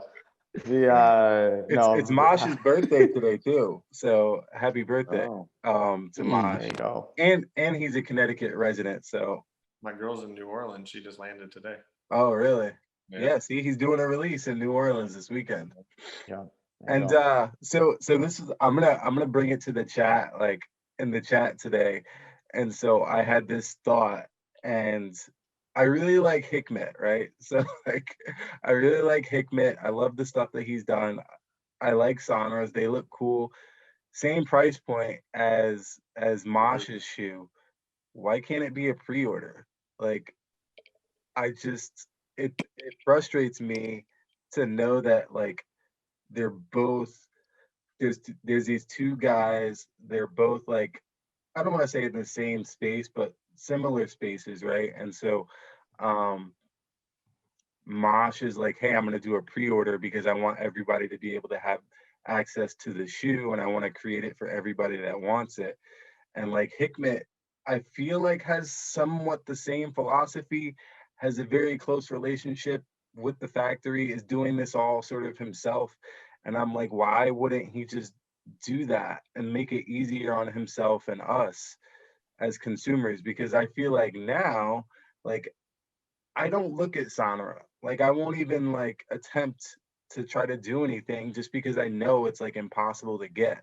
And he's doing a limited number, so it's like, why not just do a pre-order, right? And say, hey, I have 400 slots, fill up the 400 slots or whatever it is. And I don't know, it just, that was my thought today. And I was just kind of like, this seems kind of stupid that like, if you're a small guy, a small shop, a small brand, and you're making your own shoe and you have a following, like, why not just do that? Same reason Nike doesn't. They don't have to, right? You want to be the True. hype. I don't know. I don't follow Sonra, but I was going to ask you if they sell out, but it sounds like they do. They go quick, huh? Yeah. Oh yeah. In an Same instant. price point. But see, Sandro doesn't care about us. And so like, I don't know if anyone else listened to Hikmet talk about his relationship with Nike and like how he's like really into sneakers on like Complex's podcast. But like when you talk to him, and I've interviewed him too, and when you talk to him, he's not like one of these hype people that's like, oh, I'm bigger than that. Like he's really all about shoes. He's, you know, on his, if you follow him, he wears all kinds of brands. So it's very interesting to me that he has opted to not really, I want to say put the enthusiast first. Maybe he doesn't want emails all year long like ALD got with the 1300. Oh yeah. Because that would be frustrating as hell. I admit, after about 7 months, I started being like, "Hey, where's my damn shoes, man?" I'd be done with them for life, dude. No, yeah, I sold that pair as soon as it came in. I gave it to my friend for retail. Like, I didn't even take it out of Same. the box. God, Yeah. what an 550s? embarrassment. I had Yeah. I had a similar situation happen where I was going for a shoe and I got it and then didn't receive shipping confirmation for who knows how long. Kept going back and forth, back and forth, back and forth. And like, oh, sorry, we sold out. It's like, well, I have shipping confirmation and I have order confirmation and whatnot. It's like, how did this happen? And one of my buddies like, hey, just DM, the store owner and, see what happens. And he corrected it and I got my shoes plus like $300 of merch. Oh, nice. Oh wow. Pretty good. Dave, Yeah. you'll And get also- yours 6 That's- months, Dave, and then it'll be half retail when you finally get it. Right. That's what I And was you said- expecting, to be honest. Like, when they took that long and they knew everybody was complaining, I was expecting to open it up and see like New Balance and ALD just printed up quick shirt in the box. and, like, Yeah. thanks for waiting. Right. Like, Right. Or a And even- hoodie. yeah, word, yeah. So just to clarify, I still want a pair of those. And are you saying like not to get them? Like, is it not like worth? No, they're like, fine. I It's was under over it. retail. It's under retail, so it's like that's why I've like considered getting, because I like them. I like the pink. I like the green. I can't decide which one I want, but apparently to you guys, it's not worth that money, or like I'm just. I don't would like buy a that pair. shaggy suede. I hate that No? shaggy suede. I just Mm. think it Okay. looks. Maybe I just didn't see it in pictures, but once it arrived in hand, I had like secondhand embarrassment. I was like, Yeah. I waited 11 months, and this is what you got. Like, this is what you Ra- gave me. But Grab then a at the razor, man, same shave it up. time, right? And at the same time, the 550s that like just that they were just like, oh well, these are here now, and these just came out. The yellow and green ones, those came perfectly fine. I thought the Yeah. quality on them was great, and Yeah, and they I had didn't the blue and announce them a red. year in advance. It's like, Yeah, I got huh? the blue What and are you red pair, doing? yeah. Yeah, and I it's, like the hairy suede. I would buy them under retail, but like obviously I have a very salty relationship with that shoe. Especially because there are size 13s on StockX. So like that makes me sort of like, no, okay, this shoe is done. And that made me kind of get rid of my have to- 550s too. I have to admit, I do kind of love how like all those resellers are like, yeah, I'm gonna do this. We're gonna all buy these shoes, and then everyone got a pair of these. Now I they're get like, so oh, crap. much enjoyment out of that. I love it. It's I so love it. great. They're all under retail, every single one of them. It's like the how you- bodegas, the V3 that just came out. Like resale sucks. So like, Yeah, you're Not stuck my with like size. 12 pairs. yeah. I love it. I love it so much. Like when I've seen them like $50 under retail, like for these 1300s. I'm like, oh, I love it. I do love it. Just for that reason. I'm like, yeah, just for that, I do want to buy it now. No, I'm just kidding. Yeah. It just, but it was something what- funny about pre-orders. Sorry, you said, like, I have a kid in me that when I buy a shoe, I really want to have it ASAP. If it releases on Friday, it kills me that I have to wait until Monday. I think it's shipped. So I think pre-order, yeah, I cannot do pre-order because it would kill me to wait like a month, especially if I like a shoe. Just so I to throw it out there. The kid inside of me still wants it in like a week max. That's what my issue with the shoe was. Like I didn't sell it because I didn't like it or anything.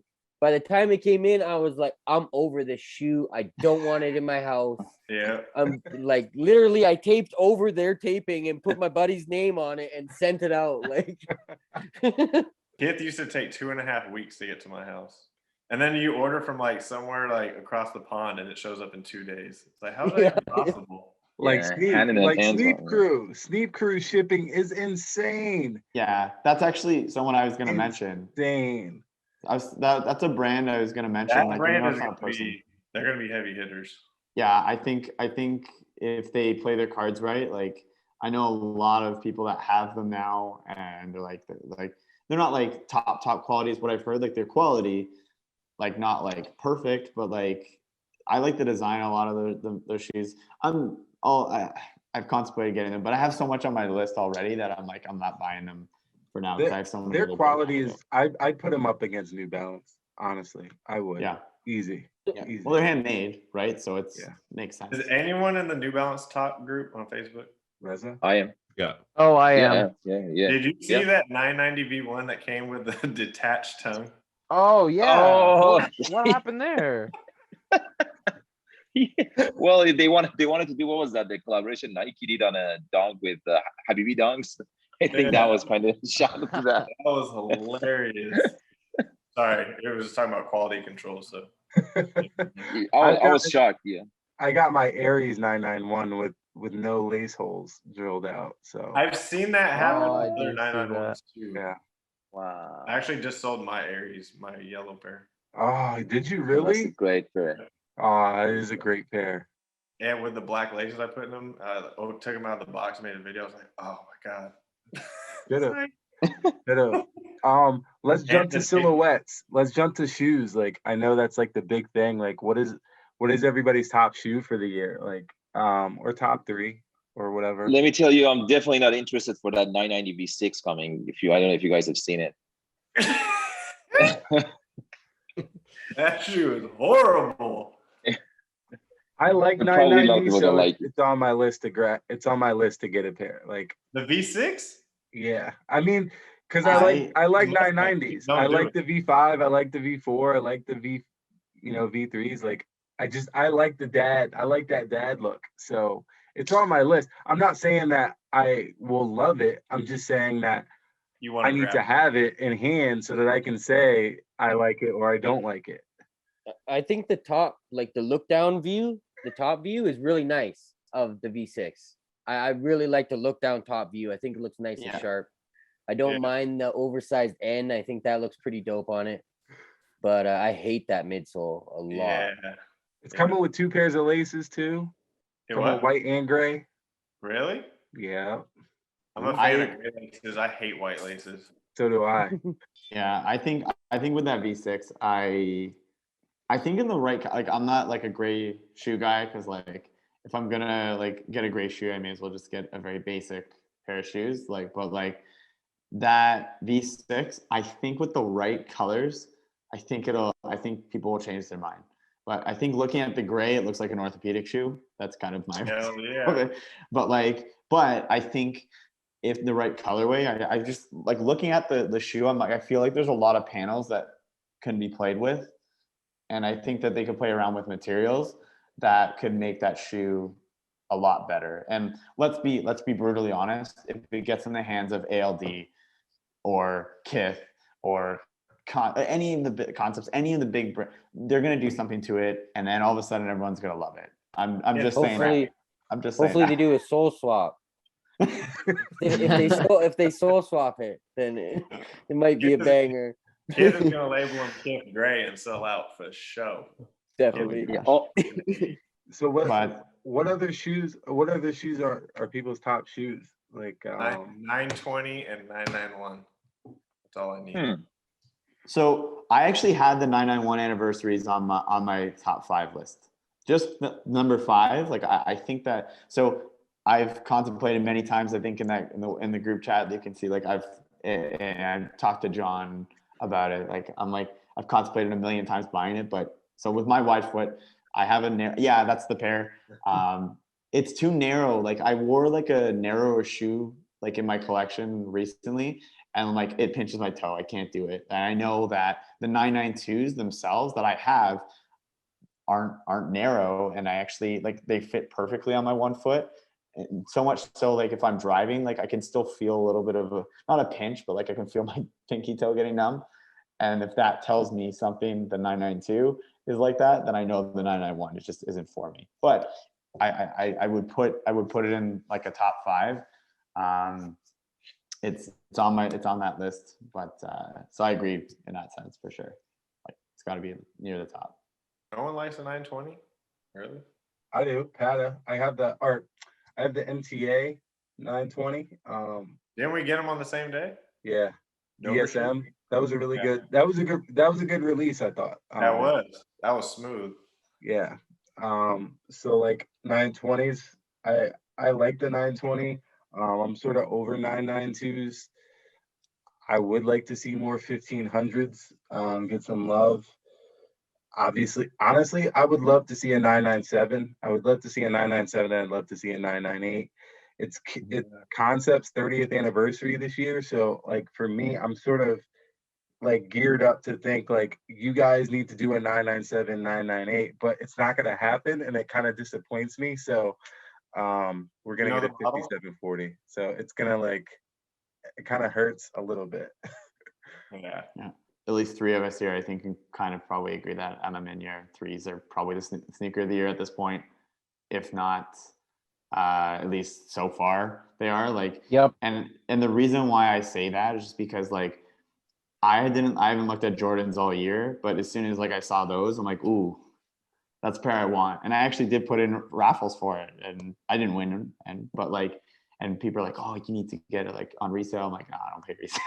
But it's just like, it's one of those shoes that it actually made me stop and go like, oh, like because I promised myself I would only go after OG like 1s, 3s, 4s at this point. But when those came out, I'm like, ooh, that like, and I'm like, I hope they follow through with the quality, unlike the Bacons. But and they did, from as far as I know, like they did follow through with the quality. As far as everybody that I've known that has a pair, the quality's there, and I'm like, that's good, because it was a sought after shoe. And like Rico mentioned, like, hey, if people who wanted them, like there was so many opportunities. I didn't get a pair. I didn't go into every single raffle, but I did try. So I would have to put it up there as the best shoe of the year so far. But Yeah, they're incredible. I don't know what's competing with that, even for the rest of the year. I agree with that. I had a pair of a size 1Y, and I was like, oh my God, this is like some of the best Jordan quality I've ever seen. And it was a size 1Y. I'm looking at the stitching on the inside, like, geez, this is good, man. Yeah, I'm gonna give it time to marinate, but I think it might be the best Jordan 3 of all time. Period. Well, that's a little. I'm gonna give it time to marinate. I think it might be. But the reason I think you say that is it's got that like kind of pretty standard kind of colorway, right? It's not too flashy. It reminds you of the white cement 3. It's got a little bit of that, but it's got upgraded, and it's got a little bit of that vintage vibe too. It's got the lining, which is quilted or whatever. It's especially with all the trends going, it's kind of right on trend. And Jordan 3s probably never go out of style, but I haven't seen those in person, but everything I've seen is really nice. But I wanted to go back to, it's a new shoe, and I don't think you should highlight retros too much, but James mentioned the Bacons, and despite the quality control issues, the actual Bacons, if you get a good pair, And I had trouble. I actually had to call in a favor, it seems, at StockX to actually get my pair returned, because remember that. one toe box looked like it was from another planet as the other toe box, but that's a story for another day. And the pair I ended up getting, and I doubled up, was actually really good. I was really happy. The materials, the shape, everything, and actually wanted a pair of the originals. And when I saw them both side by side, because I have a friend who has the originals, I didn't care for the originals anymore, which is rare for me. I'd almost rather get the originals just to collect or to soul swap, and they really lived up to it. And I don't think it's the shoe of the year, but I do like what they did with those. I like what they did with the neutral gray highs, the 85, the shape. And I like what they did with the neutral gray lows. Not that we mentioned that either of those brands very much here, but I'll just break the rules. It's on my, the neutral gray ones were definitely on my, they're on my honorable mentions. They're not in my top 5, but yeah, they're definitely an iconic shoe. It's nice when Nike breaks the mold from those OG1 highs and does something different with that 85 shape, which it's just like hard leather. I don't know what they're doing, but it's totally different, right? It's not all soft and. What do you guys, by the way, think of the Jordan 1 high with a zip that you take it out becomes the Jordan 1 low? I'm not the Jordan guy, so I just wanted to ask your opinions. I was not a big fan, but I don't collect Jordan, so. No way. I really like it. Okay, I'll be the one guy. I think it's really cool. I think it's really neat. And I don't think they've come out in the States, but when they do, I will be trying for a pair. I think it's really cool. I like it's different, Nike could have just given us, more Jordan 1 colorways, and Lord knows they're going to, but at least they're like, hey, here's a zipper, you can turn it into a low. Oh, that's pretty cool. To be honest, the colorway they chose for the promo pick or the teaser pick were not the best. The colorway. Yeah. It was like a weird That's colorway. why I don't like them. Was it like the white Show me a and different gray? colorway, I might. Was it the one that was like white and gray and yellow? Because I remember I think the zipper was yellow, and I didn't really like that at all. Oh, I like that. It's like a purplish. I saw a purplish one, and then I saw a yellow one. Yeah, purplish. You're right. Yeah, that's the one I saw. Purple with a yellow zipper. Yeah, exactly. Oh yeah, no, the purple. No, that's terrible. But there was one that was just like gray and yellow. I like that one a lot. Actually, the one that was gray and blue was kind of cool too. I'm trying to find out. Which is all suede, I think. I want to say that, like, for me this year, so one of the releases that I really liked was, and it's also the shoe that I really like, and I wear it the most probably this year, is the Made Responsibly 998. Oh. And for me, that was like, it was a very organic, like very, very like 2014, 15 feeling moment in sneakers, because it was just like, resellers weren't going for pairs, and they kind of did, but then they kind of were like, I don't know what I'm gonna get, and if I can sell it, so I'm not gonna. And so, like, I love the fact that everyone that I know that is into New Balance was able to get a pair. And if you didn't get a pair on release, like, they were sitting on eBay and other places, at retail or below retail. And for people that really appreciate New Balance, appreciate the 998, who have been into the 998 or, silhouettes, older New Balance silhouettes, I felt like it was a really good moment for them that sort of showed, like, okay, what people are really collectors of New Balance, what people really value the brand and are going to go out there and like pursue a shoe and not really know what they're going to get and then still be happy with it. Like, that just showed, because it was a really cool moment online where there was this sense of community where everyone was kind of like, oh, what color did you get? Oh, what does yours look like? Oh, I got something similar, or oh, I got the Laker colorway. And like, like, it was kind of cool to see everyone with like different shoes, but also the same shoe and the same release. And so for me, that was one of my pairs of the year. What colorway did you get, by the way? I got like a gray with salmon toe and blue. I didn't realize how cool it was until I think it was a black, pink, and white, or black, pink, and gray. And then I actually saw the differences between them, and I was like, oh, that's Oh, there you really go. cool how they did that. Yeah, and I Is that got like the sample lab? Is that the same idea? I'm excuse my ignorance. Is that like what they did? Like, it's all scrap material. So it's all yeah, scrap material from like I guess other releases, and they just made a bunch of shoes. And I don't think any of them are the same. I think they're all sort of like different. Like I think a couple people have something very similar to this, but they might have like a different midsole, or they might have And a different bunch of end or materials something. was also from MB1 program, because Yeah. that sole that you have, that midsole is from MB1. Oh yeah. Right. for- Yeah. Dave, you talked to Chad, right? Yep, I do. Yeah, Did you see his? I did. Yeah, it's very similar. Yep. It's He got like the Laker, sort of like a Laker, right?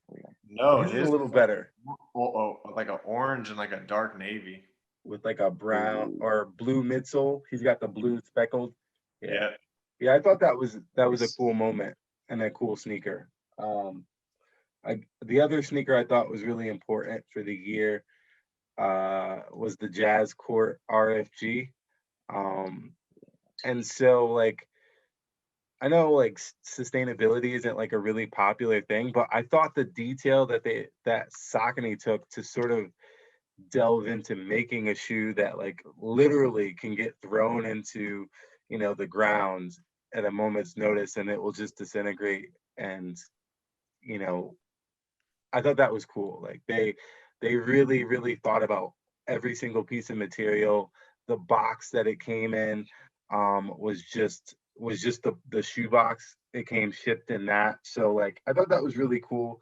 And someone dyed and him green, right? That was pretty cool. Do you see someone did them dyed him green? It was so cool. yeah, because it's all like natural fibers. And the insole is it's not cork, it's something else. But my wife has a pair, and she has not stopped wearing it since Mother's Day when I gave them to her. So which is a high compliment considering she has like a ton of heat that I bought for her. So like the fact that they're by the door, and if we like go somewhere else, like she'll go grab them and move them because she like thinks they're the most comfortable thing ever. So I thought that was really important moment in sneakers, and I think people should go out and grab a pair if you haven't, because they're I really think New Balance is doing a 992 with cork and recycled polyester.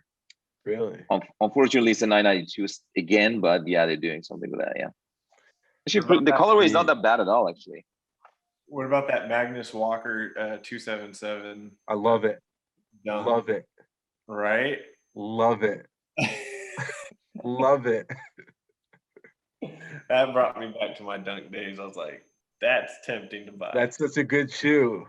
Such a good shoe. And it like tears away to like gold. Yeah. Oh, that's so cool. That's such a cool shoe. I will say about the sustainability thing.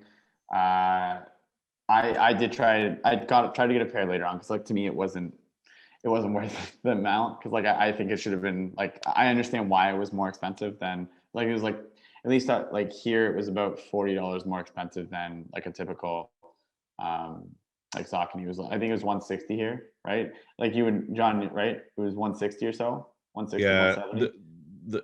But I think some of them ended up going on sale, right? Yeah, they did. And then my size wasn't there, obviously. Like that, Yeah, like mine my size neither. goes pretty quickly. But yeah. But yeah, no, I love that. I hate to go into the Adidas side here, but Adidas has been doing it for a few years already. Like the only thing that like basically, but this year was like a big year for Adidas doing that, because they switched, like they got rid of kind of the whole Parley like advertisement thing. Instead, like they just call it Prime Blue. And so like the most recent pair of like actually all the Ultra Boost 2021, or like the 21 model with the big booty boost in the back, the whole upper is 75% recycled like weave or material or whatever. So like basically the prime knit is basically all recycled, or as they say, non-virgin polyester, which means that it's basically scraps in that case. which is a huge step for, like, I know Adidas like pollutes probably like just as much as anybody else, but like at least they're trying to utilize it. You know, the whole thing with that whole sustainable movement. I know like there's a whole, probably do a whole discussion based on that, but you know, I think Saucony doing that kind of gave more of a push to the other brands, even though they're not a huge, like Saucony, like, let's be honest, is not a huge player anymore. But I think by them doing it, I think a lot of maybe Adidas is like, oh crap, maybe we should start pushing more. It's funny, as soon as they released that, Adidas released like 2 weeks later their whole concept for next year, where they're going to make like a whole Stan Smith from mushrooms basically. And like the whole material, so like they're like their vegan material, right? Like it's plastic, but like they're moving away from that even, and they're gonna make that like basically like this fake leather from these mushrooms. So I asked my wife, who's a climate scientist, and I asked her, I said, can they do this? And she says, yeah, it's like mushrooms are so sustainable. You can have like they just grow and they grow quick. So it's actually really easy if they have a massive farm to do that and break it down and make it into these materials. There's no reason why they couldn't in doing so, which is cool. You know what I mean? Like it's natural materials. They don't have to make plastic or rubber and things like that. But yeah, I don't know. I think it's something to look forward to, I think, from my end at least, to see the sustainable side of it, because this industry obviously is terrible for this. But yeah, so it's just cool to see. So I'm glad you mentioned that shoe. Reza, what is your top shoe so far? And I know you've picked up some dunks. Yeah. So feel free to talk about it. That's like I picked up probably the weirdest dunk, because I like colorful stuff and I like colorful things. And these are the only ones that were not very expensive for the first time ever. I like the dunk, weird colors, everything matched, everything aligned. So I was like, definitely. So that was my first purchase from Go-To. So I've never actually done anything StockX or Go in my life. So that was my first ever purchase. Yeah, they ship from Hong Kong, because they haven't really, at that point, they were not released in the US. They're releasing, I think, a couple of days from now. Yeah. So one thing that I would say, I hate I'm not hate, but I don't like 2002R, but there's a protection pack that's coming that I am really intrigued. I don't know if you guys have seen 2002R protection pack, the one that's kind of tearing away. Oh yeah. I mean, the shape looks really nice in those pictures, and the white creamish pair looks fantastic from pictures at least. So I'm really curious, because I like when I hate a silhouette, and then they do something different, just maybe something small, and then you look at him like, now maybe, you know, I like when you come around, you're like, oh, I don't want to wear this, but then you're like, that's not bad at all, you know. And even I wasn't like, I'm not a big, I feel like the shark babe thing is mainly for like, I mean, again, everyone to each their own, but it's for maybe high school, like maybe 18, 19, people very interested in that. I'm not anymore, but I like that gray pair of them. I wish it didn't have that little shark effect on that. I would have probably gone for that 2002 with babe. But one forgotten silhouette that I've been like on my Instagram shouting every time I post a picture. Of course, nobody cares about what I say on Instagram, but I really love to see ASICS bring back with a collaboration is GT2. GT2 is comfortable, is classic, great shape, like everything aligns. Yeah. And I don't know why it is just forgotten. I remember like, what was Ronnie Fike? You probably know Ronnie Fike was the purple, what was it called? It was called High Risk. Mm-hmm. Yeah, High Risk to this day is one of the top ASICS pair I have, and I like those really quality, good, you know, good shoe when you wear, and people that are not into ASICS that I don't care or like don't even collect. Whenever I wear it outside, I always get a compliment on them that, oh dude, that's such, you know, cool shoe. And I'm always a chatterbox, so always then, hey, let me tell you the story, come here. So Ronnie Fike did this in 2005. Like, get away from me. Get away from me, dude. Yeah. So I really like would like to see GT2 make a comeback, because I really love that silhouette. And I feel like it's definitely a forgotten silhouette. Nobody even talks about it. But for me, the silhouettes I always love are in made in UK 1500 and 577. Again, 577 like top shape. No one can compete with that.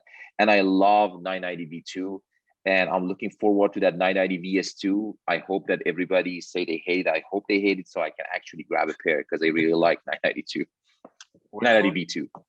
990 V2. So they did a 990 VS1. That's like the one that the tongue was separated. Tag. Yeah. So now there's a 990 V2. That feature actually released it by mistake like a couple of weeks ago. Yeah. But I really love 990 V2. So I'm really hoping to get in my hand the 990 V2. That's on my list too. And like me, in Canada, they released the KBM2s earlier each year. That was weird, dude. It was so weird, and I really want a pair. Like, Didn't some shops in the States get them now? Because I saw No. Hypebeast said come to the Hypebeast shop, they had them. I'm That's- pretty sure it was Hypebeast. that's No, Because me and a buddy of mine picked them up on the second or third time one of the shops got them. They released here like 2 or 3 times at different shops. yeah. And that might just be because New Balance shit on us for a year and wouldn't let us buy shoes in the States. They banned us from buying shoes from American boutiques. Yeah, you couldn't do it from like 2019 to like 2021, Yeah, it basically. I think sucks.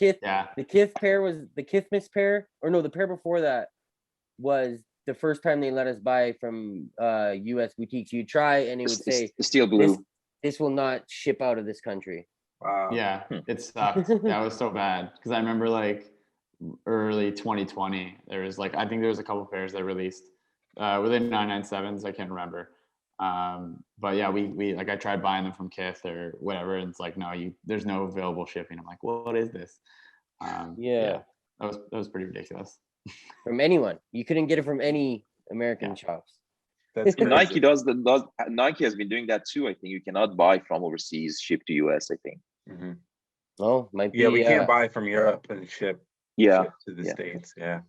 That 2002R, the one that you were talking about with like the gray fraying, I think someone in our group chat had samples and was selling. Yes, they did. Wow. Yeah.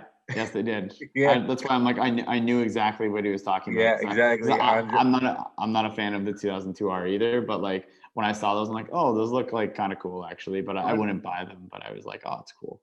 Yeah, because he posted them as like samples, and he was like, oh, anybody that wants them, let me know. And I was like, oh man, those are cool, like for samples. I didn't know that they were gonna get a wider release. Ironically enough, like the forest green 550s that like they end up releasing. It's kind of funny to see that. And that 2002R that's in the ALD green colorway that he posted. Mhm. Oh Those are sick. yeah. That was Yeah, those look And- really good. that one. I was like, oh, I don't like 2002Rs, but those look really good. Right? That was the same way. So there's one shoe that obviously wasn't mentioned, and I didn't expect it to be mentioned. Is a pair of Adidas. I don't have them, but it's one of those where I think a lot of people that weren't necessarily into them bought them. Were the Adidas Babe Superstars, and the packaging on it was unbelievable. They kind of flew under the radar. Yeah, like I didn't. So that I actually Wearing them wanted right to, now. like, oh, that's funny. There you go. Like it's one of those shoes that I think flew under the radar that no one really thought about, and then they released, and everyone's like, "Oh, these are like fire!" And everyone that like got a pair was super happy to have them. Yeah. And ironically enough, I actually wanted the pair that was like the black and white. Like I think they only released in Japan, but that like if they released here, I was gonna try and get those. I'm not a big camo guy, so I just don't wear camo. I don't buy, but the shoe itself, I think it deserves to be in that top conversation, just because I think it made people who weren't necessarily into Superstars, weren't necessarily into Adidas, go like, oh, and like and take a second look and actually go and buy them. Like I know you're a New Balance guy, rather like you have them on your feet right now. You know what I mean? Like Yeah, I was what's actually that- I what's was that saying? yeah. Like Yeah. No, and actually you say Superstar. I have the human made and I love them. I love the 2 colorway black, and they went on sale like crazy. But to me, was one of the pair that I love, and I wear like probably is my rotation every week. I'm gonna go after the Kith pair that releases tomorrow. So You know, the Ada ZX deserves a shout out. I know there was a lot of them, and they're still pumping out. I don't know how many Lego ZXs and They just keep coming and keep coming, different colorways. But there were some really nice ones. I grabbed a couple of like the more basic ones, and I know it's kind of old school vibes, but they did a good job, and I think they made some noise with it, and Adidas heads were happy, and even some non-Adidas heads. I think I don't buy a lot of Adidas. I picked up a couple, so that tells me something personally, at least. The Yeah, high and snob for- pair was really nice, right? Was that the all cream pair of the ZX? Yeah, it was. Yeah. That was Yeah, really it nice. was Q. So it was Qualitat, like, which is Oh, right. quality, but like that's what it was. But I would say I'm not a fan of this pair from the Adidas ZX line, but in my opinion, it's probably one of the best releases from the collection was the Overkills. It was a very unique take on it. It's not really my style. I didn't like so many people, like when they went on sale in livestock, like in Canada, I got like messages from 6 people saying, James, go get this pair now. And I'm like, I'm sorry guys, like this is not my style. Like I'm not gonna wear them. I understand the perspective. I think they're a fire shoe, but I'm never gonna wear those. It just wasn't for me. It's actually part of like the disappointment. I wasn't a huge fan of the second half of the Adidas ZX line, and I loved the first. Like I loved almost every pair that released last year of the Adidas ZX line, and I feel like this year was not the leftovers, but like I think they ended it well. Like with the Wotherspoons, I'm not a fan of it, but like it's a good shoe. I'm not. I think I have mixed feelings on it, but I think I was excited for the Overkill pair because I know the Overkill owner is actually a huge ZX collector.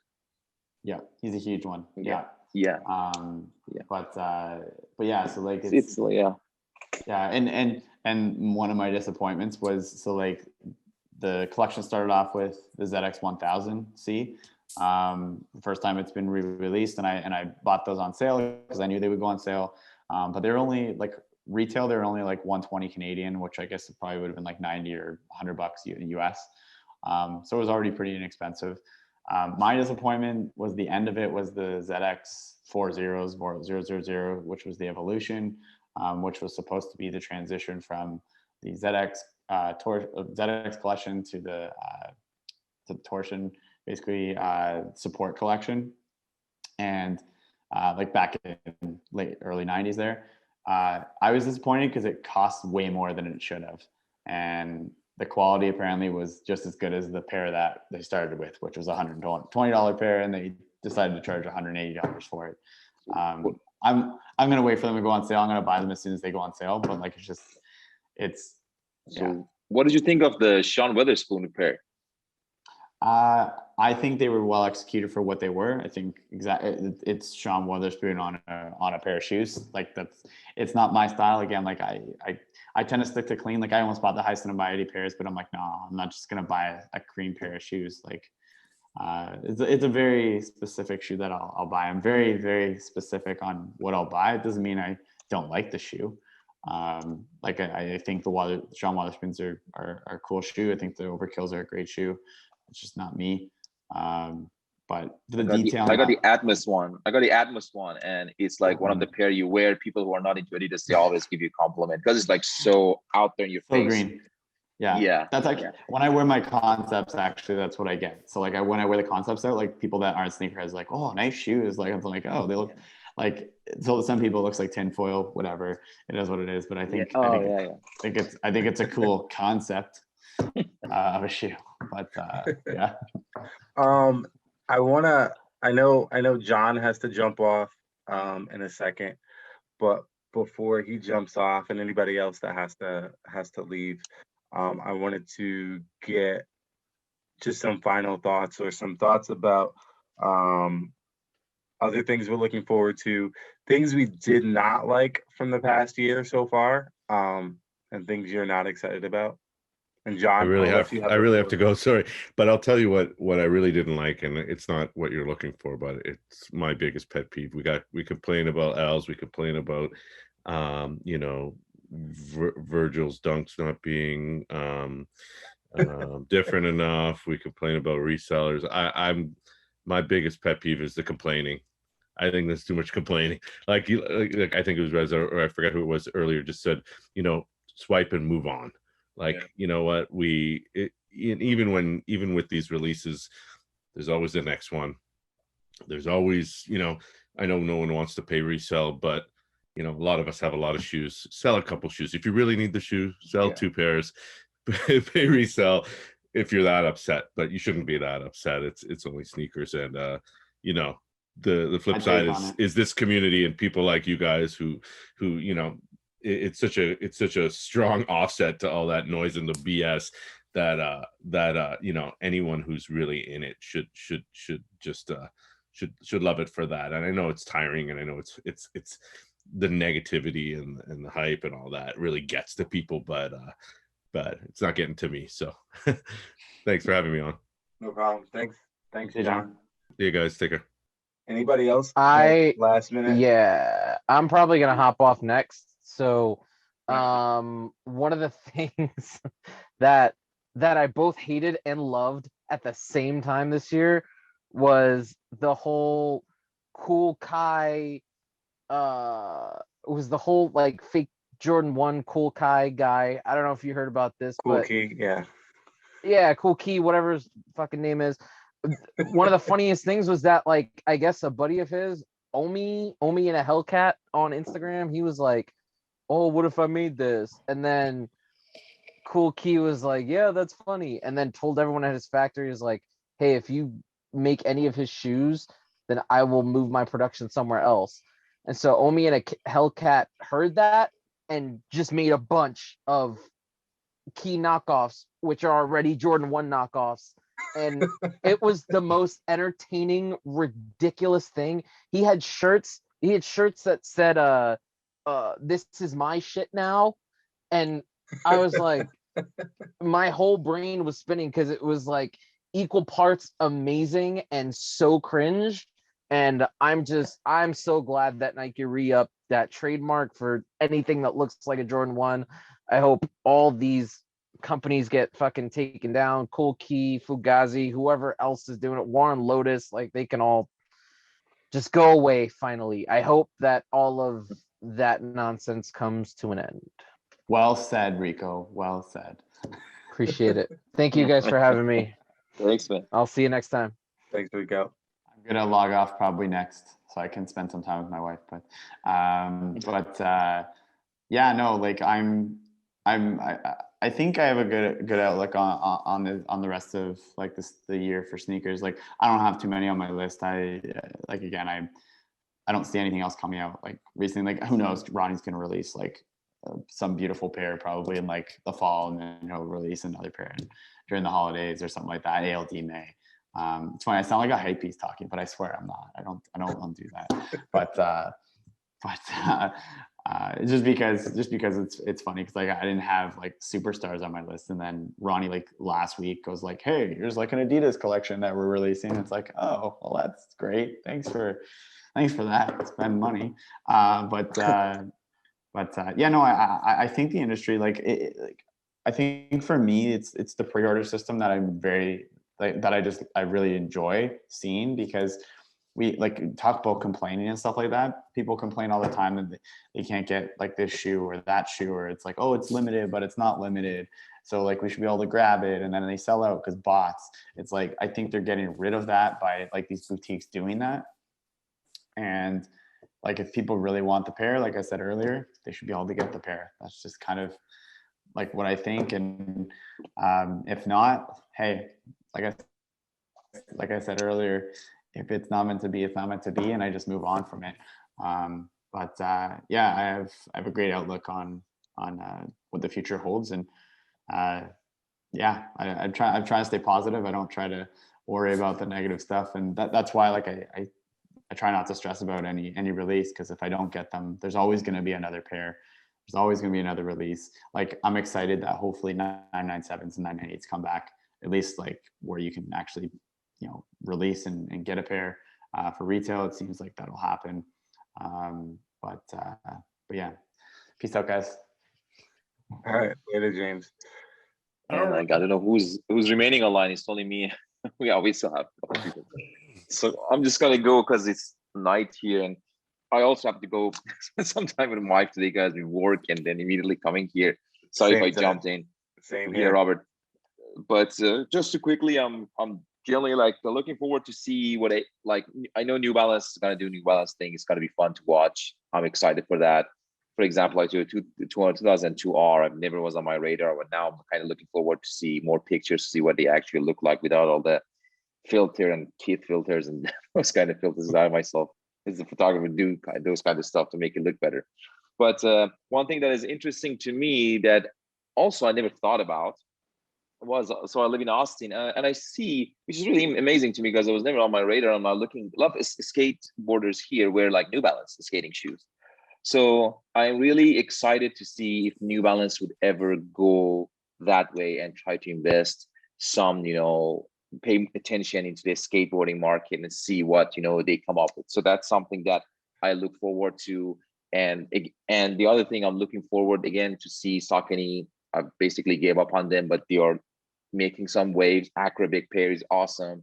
The Super 7 was awesome. So I'm hoping that they continue the trend and take a page out of New Balance book and make a comeback, because honestly at the end of the day it is a comfortable pair. Every pair of Saucony that I have are super comfortable.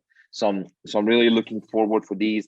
And to say the pair that I hate, I mean, hate is slightly strong because I dislike them, but I never say never, because there's always a chance. I mean, it happens to me so many times in the past 10-12 years that I'm collecting that I come around, I see a picture and I was like, oh damn, that is good, So I'm definitely like looking forward to give like 990 V6 coming out, see more colorways, maybe 990, maybe even 990 V3 to see what comes out. So I'm definitely looking forward, never say never kind of deal.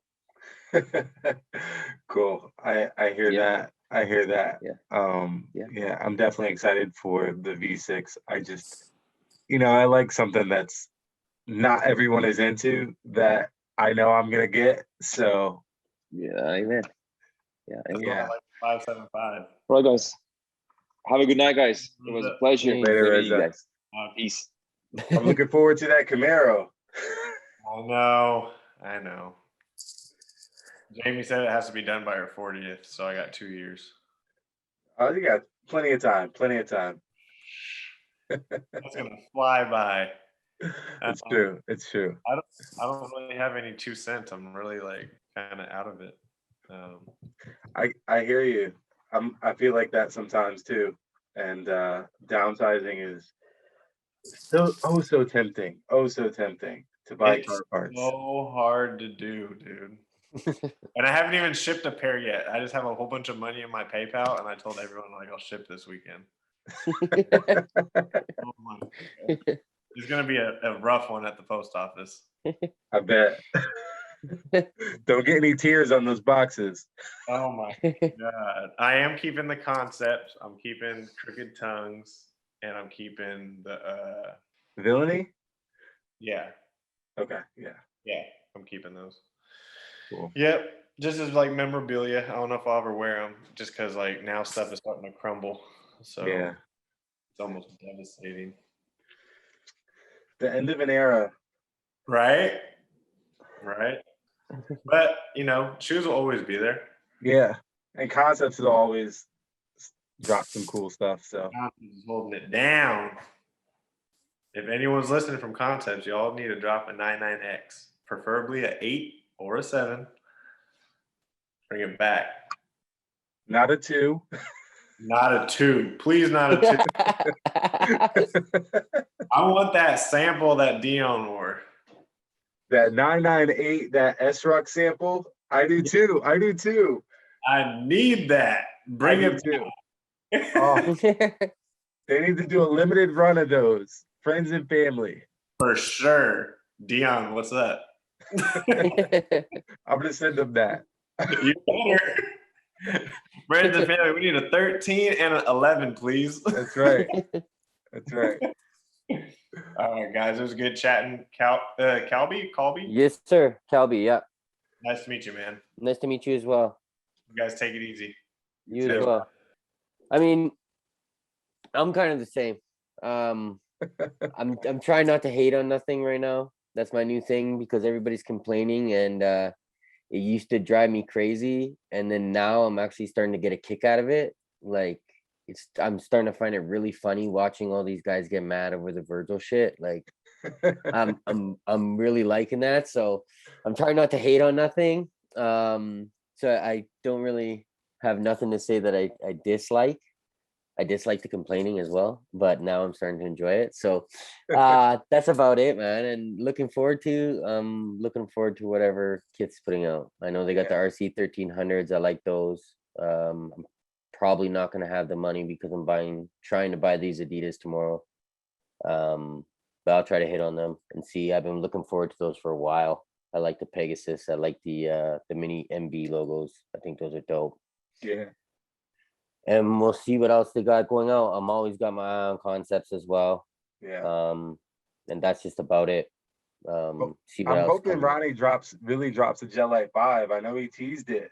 Yeah, me too, man. Really You bad. predicted it. I predicted it. Yeah, It's like- yeah. Straight. And I think like it should happen. I mean, it's the 10 years, so you know he's got to do stuff with ASICs, and he put out so many Gel Light 3s last year that yeah. it's got to be other stuff. And the dude said Gel Light 5, so I mean it's got to be a Gel Light 5. He's got to do it. He's got. yeah. If anybody could bring him back, he could do it. Yeah, for sure. I mean, the originator, right? He brought him out of the archives in the first place. That's right. So I want to see that. Yeah, I had big hopes. I had high hopes for the 10-year this year to see what they're doing. And I've been up and down with money and stuff, so it hasn't gone completely to plan. But hopefully the good luck starts tomorrow, and I'm gonna keep going that way. To be honest, I'm liking what Reebok's doing with the Iversons. Yeah, that's true. No one mentioned that. Yeah, like that's I got the fours, the Answer fours with the red toe, and the leather's butter, and I've wanted those since I was young, and I never had them. I've never had a pair of fours until now, so I really like those. I got the Kobe yellow toes, Oh yeah, Iverson with the yellow toes. So yeah, so I hope they do some more with that. I'm a big Iverson fan, so that's about it. Yeah, and just see what else happens. I mean, I'm trying not to stress. There's always another pair, like they said. Like definitely. They're tomorrow always too. is. Yeah, word. And if I miss on those Adidas tomorrow, and somehow they're sitting because they might, being in Canada, the Concepts Gel Light 3s hit livestock tomorrow. That's right. Yep. Yeah, they do. Yeah, tomorrow. Yeah. So we'll see if somehow those sit or get a late release. If I miss on the Superstars, then I'm gonna go for those. But I've been saying I needed a pair of Superstars for like a couple months, and my wallet wasn't right when the Bapes hit, so that hurt. And now Ronnie's putting out a pair, so I'm like, okay, well that's perfect, man. Perfect timing. This is what I needed, and I got the money in my pocket, so I'm gonna try to get them. So we'll see what happens. Cool, man. Well, I hope it works out. I know it feels like Ronnie aligns perfectly with whatever you're trying to. Yo, he does. Yo, that's why, man. From the start, like that's how it's always been. So that's why I'm like, yo, this is my lane. I'm sticking in my lane. This guy does everything I like. Like back when nobody was using pink, I'm like, yo, this guy's putting pink on stuff, like on menswear. Like, Yeah. I like that. Right? So, yeah, exactly. So That's cool. hopefully I hit him. Yeah. Well, good luck. Thanks for coming on. Hopefully we'll get you back, talk about some other stuff. See what Ronnie does in the future. Yep, most def. But thanks again. Yo, thank you. Yeah, man, had a good time. I appreciate it. Nice Absolutely. to talk. Nice to talk to some people like outside my circle and stuff like that. So Yeah, Cool, we're man. always trying to expand. So I'm glad Yeah. you came on. yeah, most def. Thank you for having me. I really appreciate it. Definitely, man. All right. Well, good luck tomorrow, and we'll talk soon. Thanks. Yeah. Sounds good, man. Have a good one. Cheers.